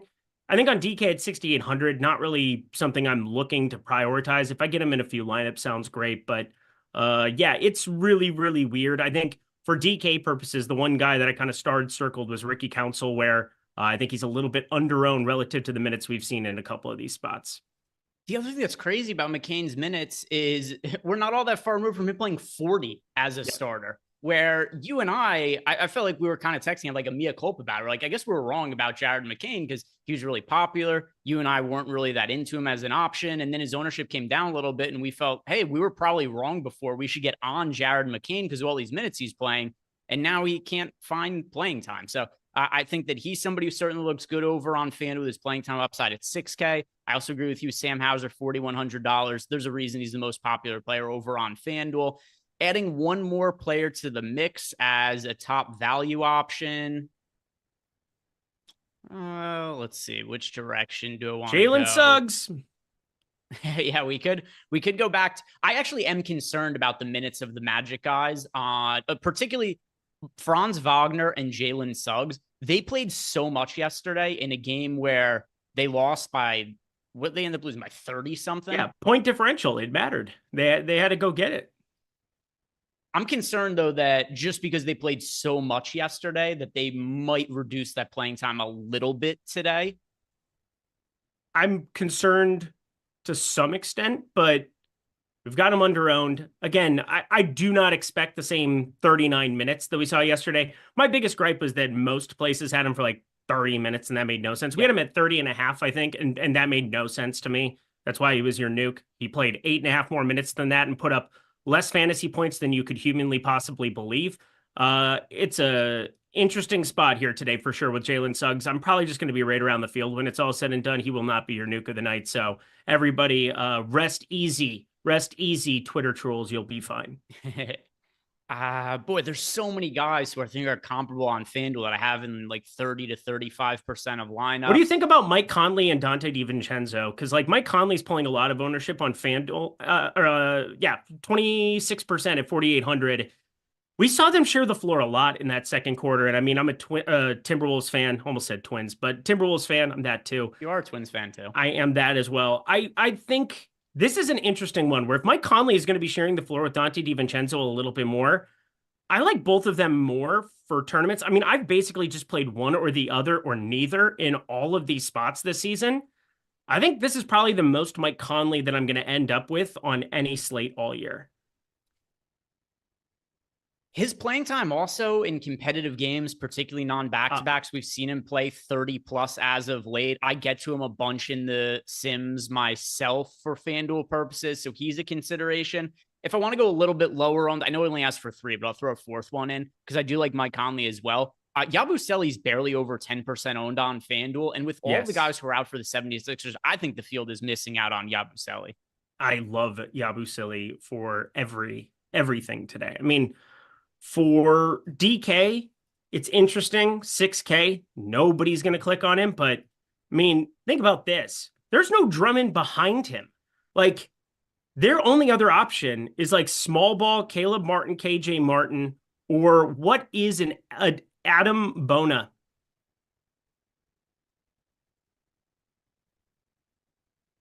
Yeah, because there's, I mean, how many guys could they even play? And also, he's been pretty decent this year. If you look at his career points per minute rates, I don't think it's really going to do just because he's been dog shit as a fantasy producer his entire career until the season. He's been pretty serviceable. But anyway, at his ownership on FanDuel, per the question, I like Yabusele as a value option as well for today. The next question that we have from Discord, it is,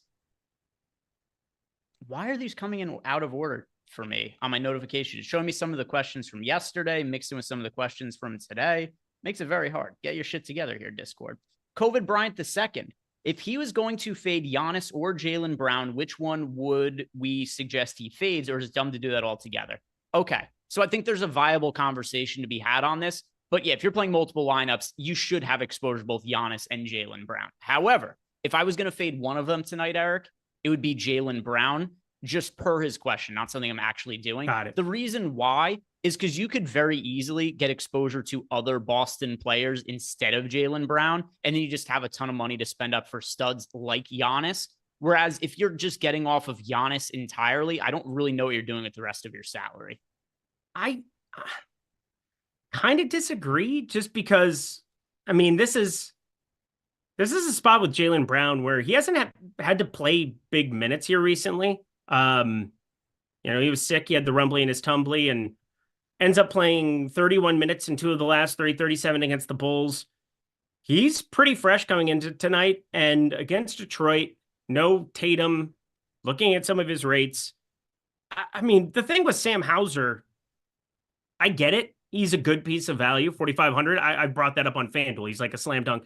On DK at 4,500, I'm probably going to have a lot. But if you're making one lineup and you have to fade something or get away from something, a shooting-dependent, chalky, mid-range piece that you can find at kind of comparable way lower ownership, and then comparable upside with some type of swappability late on. I don't know. I mean, how much different does he look than Naz Reid on DK? Naz Reid, like a fantasy point. And who are you comparing him to again? Sam Hauser. Hauser versus Naz Reid. So the difference between the two, from a projection standpoint, just going back and forth. So it's 2 fantasy points better, Sam Hauser over Naz Reid. Here is the one big difference, though. Sam Hauser, slightly cheaper. That's not really the biggest point, though. But Sam Hauser's small forward, power forward, whereas Naz Reid is power forward center. So it's the 2 extra fantasy points, the $100 price difference. That's negligible. But it's really the positionality that gives Sam Hauser more flexibility to be in more lineups. I get it. Again, if I'm building out one lineup though, and just I'm not even trying to play devil's advocate. I'm just kind of talking through the process of how I look at things. I like Jaylen Brown a lot. I can play him at my small forward spot. Then I would be playing Hauser at power forward or forward.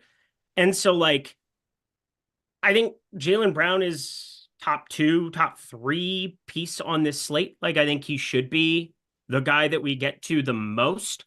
He was the guy in my last round that I got to the absolute most of. We also got Wendell Carter is in that starting lineup with Goga. All right. So I was curious to see if they got away from that today, but no, Wendell Carter, I mean, we have him for 27 minutes here at Stokastic. I'll probably just kind of keep that and ride with it. But back to the original point, my thing is that, like, for me in tournaments, I look at that where it's like Sam Hauser and Naz Reid kind of coming out doing the same thing. And, you know, this is under the assumption Sam Hauser's starting. He's going to be really, really, really, really popular. Probably will project a little bit better. But right now, as it is, Sam Hauser and Naz Reid, I don't see being that different. And one's half the ownership of the other. With some swappability late, I can gather more information if I have other lineup spots, if I'm playing another Clipper, a Minnesota Timberwolf, or even an Atlanta Milwaukee guy, where I'm able to kind of react to what happens in the first 15, 20 minutes of those games starting. They won't start like the NBA Cup, like right at 4:30 Pacific or 7:30 Eastern time, but just kind of talking through it, I still prioritize Brown ever so slightly. We just got the starting lineup for a couple of starting lineups came in. Yeah. All right. So let's read off these starting units. We have the Philadelphia 76ers, Maxey, McCain, Oubre, KJ Martin, and Yabusele. No real surprises there. KJ Martin, he's been starting some of these spots for them. If you had him in a lineup or two, okay. I'm not going to be able to prioritize KJ Martin as a starter, Eric, because he hasn't been playing a ton in these spots anyway. So we've seen KJ Martin last game started and played 22 minutes. I don't know, he can get a few more minutes than that, but he's also not a great fantasy producer. But KJ Martin starting, number one, did you expect that? And number two, is he somebody you want to be prioritizing at all?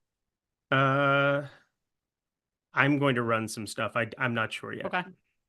Yeah, he's cheap for good reason. But like I said, started last night, played 22 minutes. I think he also made a start earlier in the year, if I could find it. No, I'm misremembering. I'm thinking the end of last year. But either way, one start this year. He played 22 minutes in that game. That was last night. And I think we were projecting him to start already, but we'll look at the projections in a couple of minutes here. Heat starting lineup, also nothing unexpected. Hero Robinson, Jimmy Butler, he is back. Haywood Highsmith and Bam Adebayo. And then the Nets starting lineup, Dennis Schroeder, Keon Johnson, Jalen Wilson, Cam Johnson, and Nick Claxton. That is your starting lineup for the Nets. Anything that catches your eye about those starting units, Eric? Yeah, a couple. First off, everything and anything that I said about the prospect of what's his face? I just forgot his name already. Tyrese Martin starting tonight. You can remove that from consideration. I think Jalen Wilson. This could go really poorly. And then, yeah, we got Hauser starting. That's important. Exact starting lineup you and I said for Boston. So that's useful. Jalen Wilson, I'm very curious to see where his ownership shows up at, because we've seen so many rug pulls this season with Jalen Wilson. He's up to 5K as well. I get it. He was 4,700, 4,600 and has failed the last two. But if people aren't going to play Jalen Wilson starting, I want to get to him. If people are going to get to him, I'm going to hit eject. I doubt people get to him, though, at 5K. I doubt he's going to look all that good. I know it's like slightly healthier here with Watford, with Simmons, with some of these other guys there, but D'Angelo Russell starting again for the Lakers. High.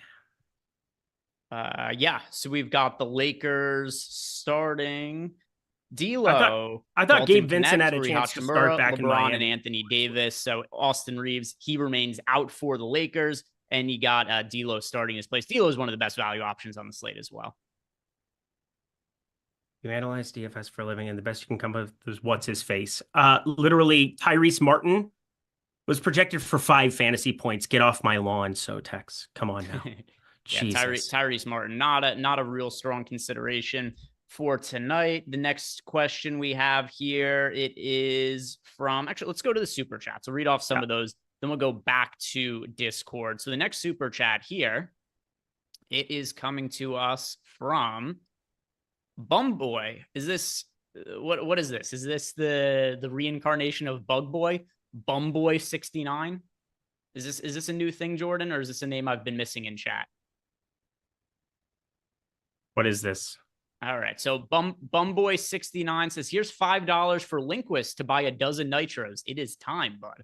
So, all right, we got, it's actually, he left $4.99 though, not $5. Then we got Mr. Biggs. Mr. Biggs wants to know, who is the Viagra play of the night, Eric? If you need a harder pick than Jalen Suggs, who is the who's gonna get us going tonight, Eric? Who's going to rise up and make us vault up the standings? This is one of my least enjoyable shows ever. Jordan Klein.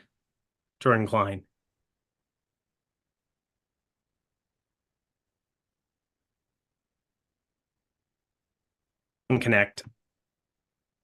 Dalton Connect for yourself. I didn't want to burn my nuke, and he is not it, but he was nuke considerable with the absence of Mr. Tyrese Martin. I'll give you guys a contrarian play here that, as I'm running my lineup, somebody who looks like I'm going to be getting to. And as much as I maybe made fun of Eric a little bit too hard before, you got to look at who was and wasn't available for the Orlando Magic yesterday. I think there's a chance that Goga just gets slept on by the field here and plays more minutes than anybody else in the front court for the Orlando Magic. $5,100 for Goga. He's a pretty good fantasy producer. There's been a lot of times this year where Goga has been popular and then he loses out on playing time to Mo Wagner because Mo Wagner has some really big games off the bench. But Goga's an excellent defender, and I do think there's opportunity for him to start a game really well, particularly against a team like the Philadelphia 76ers that is just completely decimated in the front court. If he gets off to a good start and actually doesn't get into foul trouble, which is another thing that's been an issue for him, which shouldn't be an issue guarding Yabusele tonight, I could see a scenario where you get 30-plus fantasy points out of Goga, and he is just kind of unowned by the field. I very, very much love that. And you know what? With that, we're going to do something for the first time. I want to build some equity with 22 minutes left in this program. I know that I was a little bit of a bitch earlier in this program. So here we go. Jordan Klein, I want you to play the exotic play of the night, followed by the nuke of the night, back to back. Can you do it for me, Daddy? Can you do it? Do it now. Oh my God. Eric demanding the exotic play of the night animation. I could only imagine which player is going to come. Is this going to be Peyton Pritchard? Is it going to be Tyler Hero? There's so many white gentlemen this could be. Could it be Goga? Since I already gave out, I'm going to stick with Goga for mine. As you should. That's why I was saying you had the combo, and I'm going to have the combo too. And I'm very excited for mine. Very, very excited. I don't know where the hell Brody got a Reed Shepherd highlight from. I'm never gonna find Reed Shepherd hasn't played. He played like 4 minutes. An NBA player if you've watched Rockets games this year. Here it is, exotic play of the night, which Jordan also just dropping nukes here to back this up as well. Yeah, go with the beat drop. Love it. Oh my God. All right, so Eric, we have just parlayed the Viagra play into the exotic play into the nuke of the night as well. So there's all kinds of buildup for this and a lot of sexual tension as well. Who is the exotic / nuke / Viagra play here that you are building up and ready to release on us? I'm harder than a diamond in an ice storm. It is time for the one, for the only. Quack, quack. Peyton Pritchard, friends. Peyton Pritchard is 5,500. He's 7K on FanDuel. I have no idea how you would even get close to nuking that. Maybe TJ McConnell if you want to go that direction. But people, Peyton Pritchard's one job, and one job only on this planet, is to go out and cook when you have one of Tatum or one of Brown out. It is absolutely insane looking at this guy every single time. And, you know, it's funny because now people are starting to get hip to it. They're starting to fire it up no matter what. But, like, we're talking replacing 30% usage, higher than that of Jaylen Brown here on the season being Jason Tatum. And what are we going to replace it with? Well, we're going to replace it with a lot of Peyton Pritchard in our lives because it's not just Jason Tatum, but Drew Holiday continues to be out here. You might as well just let him go cook in these kind of spots. He has the entire second unit. There are so many ways that this pays out for you because he has like tournament winning upside every single time. Put the line up there. I don't even care. Jordan Klein, your words don't hurt me. Your pictures can't hurt me. Peyton Pritchard, not in your lineups, will hurt you. The exotic play of the night, the nuke of the night, Peyton Pritchard, quack, quack. Well, let me tell you, the 180 Eric has done for going from being out on the joke to leaning into the joke and just being like, bring it on. Bring it on. Yep. Give me more. Give me all of the bits at once. Yes. It is something to be commended. So there we go. Eric going with Peyton Pritchard. I've got Goga as my exotic play of the night. Also, I've got Goga right now in 30% of my lineups at 10% ownership. So contrarian option I like, but there's certainly a wide range of outcomes with Goga, but I like him as a GPP option. Yeah. As long as you don't have 67%. Rob saying, I hope Eric wins tonight so we could turn that frown upside down. I think we're already in the process of that, but there's the super chat from Rob. Then we've got Nate asking, who is our top pay-up option for a single entry? So there aren't that many pay-up options to choose from. I mean, in terms of players who are over 10K tonight, we've got Giannis at 12-1. You got Anthony Davis at 10-5.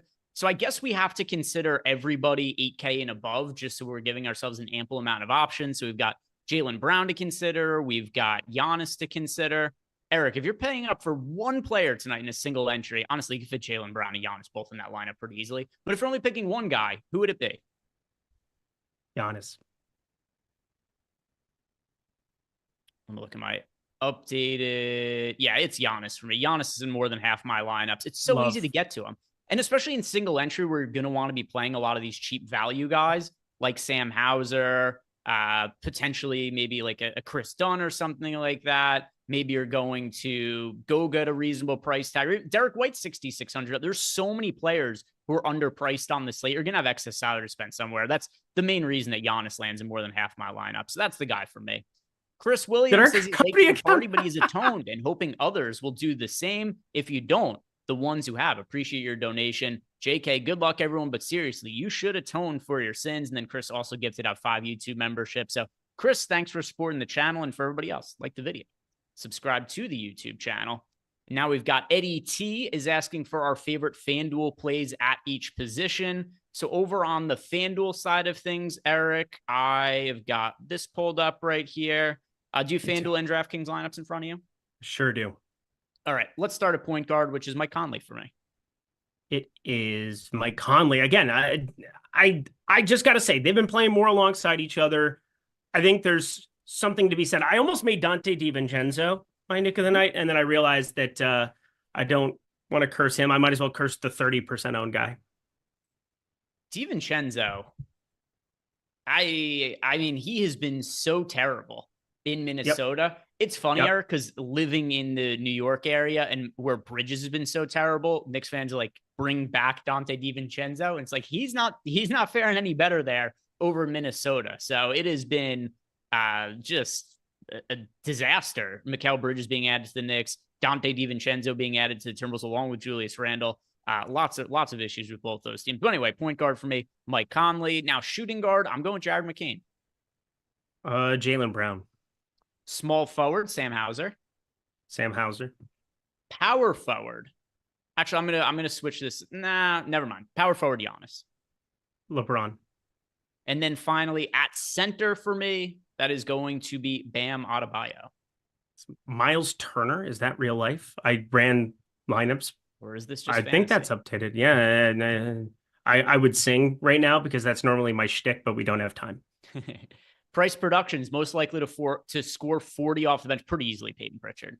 Yeah, Peyton Pritchard. Pretty easily. Active 555 wants to know our top 2 plays at each position for DraftKings. Yes, and I think my lineup should be finished now. I don't imagine there's going to be anything else that comes out over the next 15 minutes that makes me change these lineups. So I think this is going to be the final version of everything. So at point guard, so he wants to know our 2 favorite plays at each position. Let's do it this way, Eric. Our favorite chalk play, if there is one, and then a contrarian option at the position too. Oh, at DK? DK? Yeah. And the question was for DK. Point guard, the chalk option, pretty easily D'Lo. He's hard to get away from. D'Lo is very hard to get away from starting. Yeah, I thought there was a chance Gabe Vincent would start because they were back in Miami. They just poo-pooed that idea. And then for a lesser owned option, just because there's not going to be guys at every position, if there is somebody really contrarian, you're like, cool, shout him out. If not, we'll just have under 20% being the barometer for you and I to go off of. So at point guard, my favorite sub 20% owned player is Chris Dunn. Mike Conley. At shooting guard, that is going to be Jordan Miller for me. Jaylen Brown. Yeah. And Jordan Brown and Jaylen Miller. So I did this inverse. Jaylen Brown is my chalk option. Jordan Miller's just over 20%. I don't have an under 20% owned guy that I really get a good amount of at shooting guard. So I'll just say Jordan Miller. And Jordan Miller is not that popular, is he? 24%. Okay. Yeah. Whatever. That's pretty high. Yeah, I like Peyton Pritchard. He's eating up most of the position along with Jaylen Brown, shooting guard, small forward. I'm going through and trying to find my next guy. I have 14% of Dante DiVincenzo, so I'll go with him. Small forward, that is once again is the popular guy going to be Sam Hauser for me. As a lesser owned player, single-digit ownership on Cam Johnson against the Pacers, which is with a bunch of guys out for the Nets. Cam Johnson's been lighting it up for the Nets, and he rarely has been pulling ownership and his price tag kind of depressed too at 6,600. So Cam Johnson for me. Zachary Arisashe, 4K flat on DK. You're looking for random value. I mean, this starting unit, Atlanta's starting unit has been playing good back-to-back wins against Cleveland, starting to get on a roll. Everybody playing pretty darn well together. Arisashe at 4K, it's hard to see the usage every single night, but like walking into 28 minutes and a couple of made threes and a couple of stocks, definitely in play. At power forward, Giannis is the popular one. All the other guys, though, kind of already like Sam Hauser, sub 20% owned. Cam Johnson, sub 20% owned. He's sub 10% owned, actually. I'm overweight to both of them, but I mean, there's only going to be so many guys who are like a Cam Johnson who's single digit owned that I have 20+% of. So Giannis, and then as lesser owned guys, Hauser, Cam Johnson. Talked about him earlier. Naz Reid, 100 more than Sam Hauser. I'm kind of going through selecting some and filtering some lineups where it doesn't have Sam Hauser. But I have a lot of Sam Hauser. Don't get me wrong. It's just simply trying to find that one spot there for Naz Reid in a couple of lineups. Center for me, popular option, Kristaps Porzingis. Contrarian option, Goga Bitadze. I'll steal the first one for sure. And then I'll leave that second one to you because it looked nice. Mo Wagner. I'll go back to the well. It's not really point chasey if you think Wendell Carter has a chance to play reduced minutes, and I very much think he has a chance to play reduced minutes. Chris Farris, Day'Ron Sharper, Jordan Miller last man, and Jordan Miller for me. Jordan Miller. And then Amy S. Davis and Harden for a single lineup, conflicted. Let's see. Do I have more of AD or James Harden? I just reran my lineups. I went from having like 13% Mo Wagner to like 0. So I amend that previous statement. Do not play Mo Wagner. Yeah, so I have more exposure to, we get questions like this pretty frequently. I have more exposure to James Harden than I do to Anthony Davis, but a lot of that's because James Harden is $1,000 less expensive. If you have the salary to pay up for Anthony Davis, the answer is Anthony Davis, but across a bunch of lineups, I have way more of James Harden at $9,400. I think Harden looks really solid tonight. Not quite as good as Jaylen Brown, not quite as good as Giannis, but he is the third pay up option I get the most exposure to. So I prefer him on a points per dollar sense. So it kind of depends which way you're asking the questioning. But if you have the salary, Anthony Davis, Harden, where do you stand, Eric? Yeah, it'd be Harden for me, and pretty much all the reasons you said already. Let's get back to the questions here. Brad 031988 says, the numbers are my birthday, not my social. Yeah, I didn't actually think you put your social security number. I just thought it was a funny joke to make yesterday when I saw all the numbers there. But yeah, don't worry. Not trying to steal your idea or anything, Brad. Craig's so funny. I figured that it was not, also it wouldn't be enough numbers to be a social security number. M Grizzly, thoughts on Day'Ron Sharp? Sims are getting me to 48%. Yeah, it's funny. I liked Day'Ron. I have a couple of lineups with Day'Ron Sharp. I liked him the other day as a contrarian option, but he's more popular and more expensive today than he was the other day. He's fine if you get to him. There's clearly a ceiling there because he's such a good points per minute fantasy producer if he gets the minutes, but I wouldn't want him in half my lineups. No, I would not. And the Sims should not be giving you that. I just got done doing like 3 runs while we've been on this show. And I think the most I got to him was like 20% in anything. Which is reasonable. This is a smaller slate if you're trying to figure out who are some value options you could get to that maybe is upside. Yeah, you could play some of Sharp as a contrarian option. I wouldn't have him in half of your lineups, though. We've got Rabashua wants to know, what are we doing with Quentin Jackson on FanDuel? Is he somebody that we think he should be over or underweight to the field to? So let's see, our most recent ownership update on FanDuel. Let me refresh it as well, just to make sure I'm looking at the most recent data. Yeah, we have an ownership update from about 10 minutes ago. And in that one, Quentin Jackson is 9% owned at $3,600. That is an overweight to the field for me at 9% ownership. On who? Quentin Jackson on FanDuel. Rampage. Yeah, Quentin John. I haven't reran FanDuel. I'm not going to rerun FanDuel because I'm not playing FanDuel, but that sounds correct. Yeah. A little bit over for me, Rabashua. Cool. We've got Larson407 says, both Josh and Spags like Jordan Miller. Do I like him for FanDuel with only a 16 fantasy point projection? Yeah, he looks stronger on DraftKings just because the min salary is lower. So he is a value option. I get to a good amount. And I assume when they were talking about him, they're probably referring to Jordan Miller a little bit more at the 3K price tag at shooting guard and small forward eligibility with Norman Powell out on DK. Still in play for me on FanDuel, but just doesn't look quite as good on DraftKings where he's quite a bit cheaper. Still in play though, Larson. Yeah, Jordan Miller, shooting guard, small forward. I will say I'm very curious to see where ownership lands on Bones Highland because there is a wide range of outcomes on his minutes, and I feel like people like to play Bones Highland in these kind of spots. So I'm probably with you where I'm just going to eat more of that piece. We've got a question here from a lot of questions coming in at once. Alucard wants to know, is it a bad idea to play Connect and D'Lo in the same lineup together? No. They're cheap enough where there's a ceiling for both of them. I strongly prefer D'Lo to Dalton Connect tonight, though. Yeah, and I like Connect, but I do not like him as much as I like D'Lo. D'Lo starting sub 5K, no Austin Reeves. I mean, this is just, there's no Dennis Schroeder there to relieve D'Angelo Russell of his duties, and we can confirm D'Angelo Russell will do things from a fantasy perspective. Dahmer707, thoughts on Anthony Edwards with a couple of Clippers? Just thinking about it now, because you asked the question, I don't have exposure to Anthony Edwards tonight. I've hardly played Anthony Edwards as of late. There's always better pay up options to be getting to, at least for me, on the majority of these slates. We haven't seen that many massive ceiling games from Edwards this year either, but I mean, Giannis is on the slate, Jaylen Brown, you've got Trae Young, who's not all that expensive. You've got James Harden without Norman Powell. I mean, these are all guys who are in 20+% of lineups for me. In the case of somebody like Giannis and over 50% and Jaylen Brown close to 50%. I'm not really playing Anthony Edwards today, so it's hard for me to say it's a lineup construction I like. Yeah, 9,100. I mean, if you were like mid eights, the big thing is that when you had Cat alongside of him, you would see games where one or the other would take over completely, and they would always be like in that 8K range. Now that he's by himself, 9,100 day in, day out, scoring dependent, it's hard to really find a ceiling there unless he's adding in other statistical categories, which just isn't going to be the case when you have Gobert on the glass, when you have Mike Conley at the helm, Dante DiVincenzo off the bench. It's just a difficult spot for him to hit that 60-point mark that has become less likely day in, day out. Chris Farris, this is going to be an easy one for me. Yabusele and LeBron or Giannis and Jordan Miller? Giannis and Jordan Miller. Giannis, Jordan Miller. I love Giannis.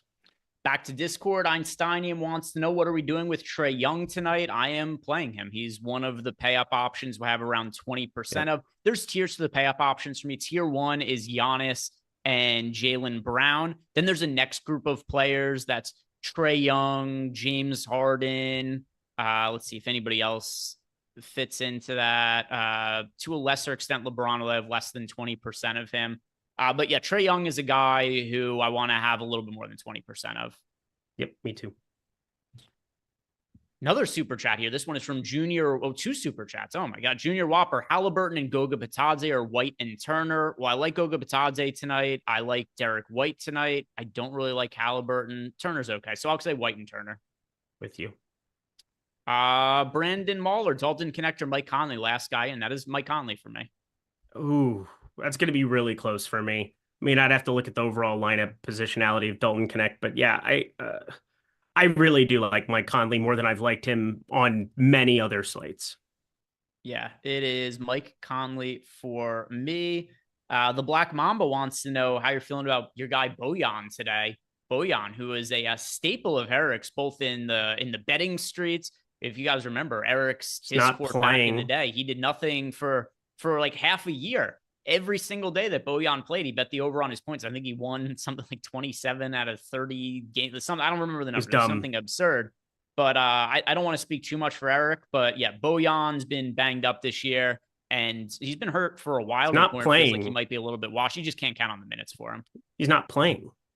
Yeah. Oh yeah. I think he meant Bogdan. Now that I'm thinking about it. Oh, got it. Okay, Bogdanovich. Yeah, because Bojan's still out. They did say that he was practicing, so we'll see him in the next 2 weeks or so, probably. But not that I would pay attention to Bojan Bogdanovich on injury reports or anything, or Google him late at night alone by myself. Salah Abdallah, FanDuel GPP one lineup, D'Lo, Jalen Wilson on one side, or TJ McConnell and Dalton Connect on the other side, D'Lo and Jalen Wilson.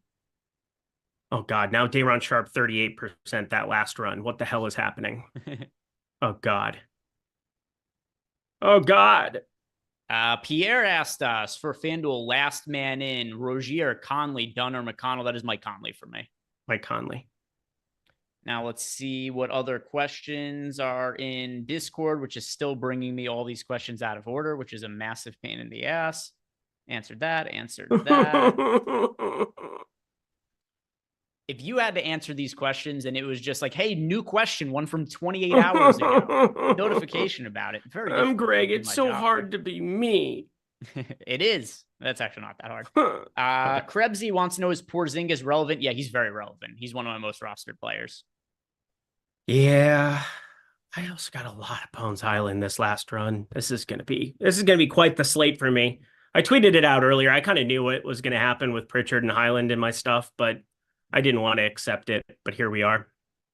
Dr. 2-Inch, are we going back to Day'Ron Sharp today? I have him in some lineups, but nothing crazy. Nothing crazy. Yeah. Melissa H, Sims are giving her 100% of D'Lo in 40 lineups. Is that too much? I don't mind going all in on D'Angelo Russell today. He's my most rostered player overall now. Yeah, I have him in 68% of my lineups. He's my highest owned player. Maddie T wants to know, who is our favorite play for 5,300 and under on DraftKings. Position doesn't matter. All right, 5,300. Doesn't matter what your name is. What? Sorry, what was that? It doesn't matter what your name is. I was just doing the Rock WWE. Yeah. So for me, that's going to be D'Lo. But assuming you already have D'Lo in your lineup, then Goga. Let's go. Goga. Goga. Sportsnut UK, thoughts on another one. Thoughts on Sharp. We've kind of touched on him. Also wants to know, is Jarice Walker somebody that we're getting to from the Pacers? For Jarice Walker. I have Jarice Walker in 5 of 150 lineups. I'm not even going to look right now. I need to paste my shit in. All right. Yeah, go ahead and do that. Make sure you get your lineups in. And one other question here. JEW wants to know who we are over and underweight to for. All right. So biggest, as you're uploading your lineups, Eric, I will answer this. So biggest stand for me on the entire slate. Let's see. Who am I most overweight to?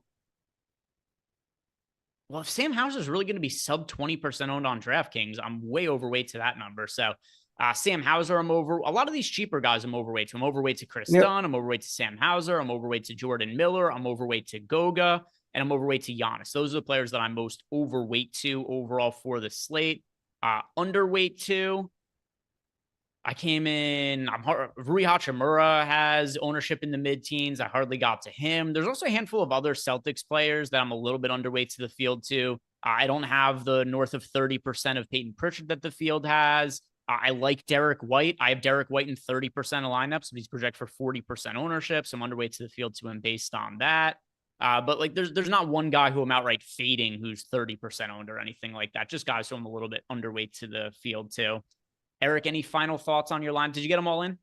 Yep, everything's good. Everything's good. I just had one error that I had to fix. But anyway, yeah, ended up on a little bit more Day'Ron Sharp than I wanted to, but that's kind of the way things work on this.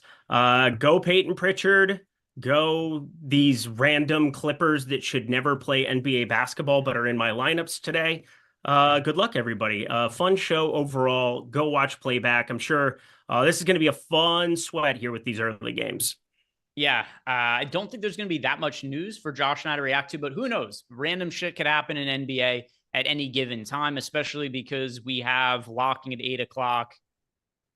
Well, I was going to say Hawks and Bucks. You never know what they're going to do, but they're going to start the normal lineups. But come join Josh and I over in playback. We're going to hang out, watch some of the games with you guys. And yeah, hopefully we get some, maybe Clippers starting lineup will come out while Josh and I are over on playback. So come join us over there. Jordan's going to drop the link into YouTube. Like the video, subscribe to the channel if you haven't already, and come join Josh and I over in playback. Good luck tonight.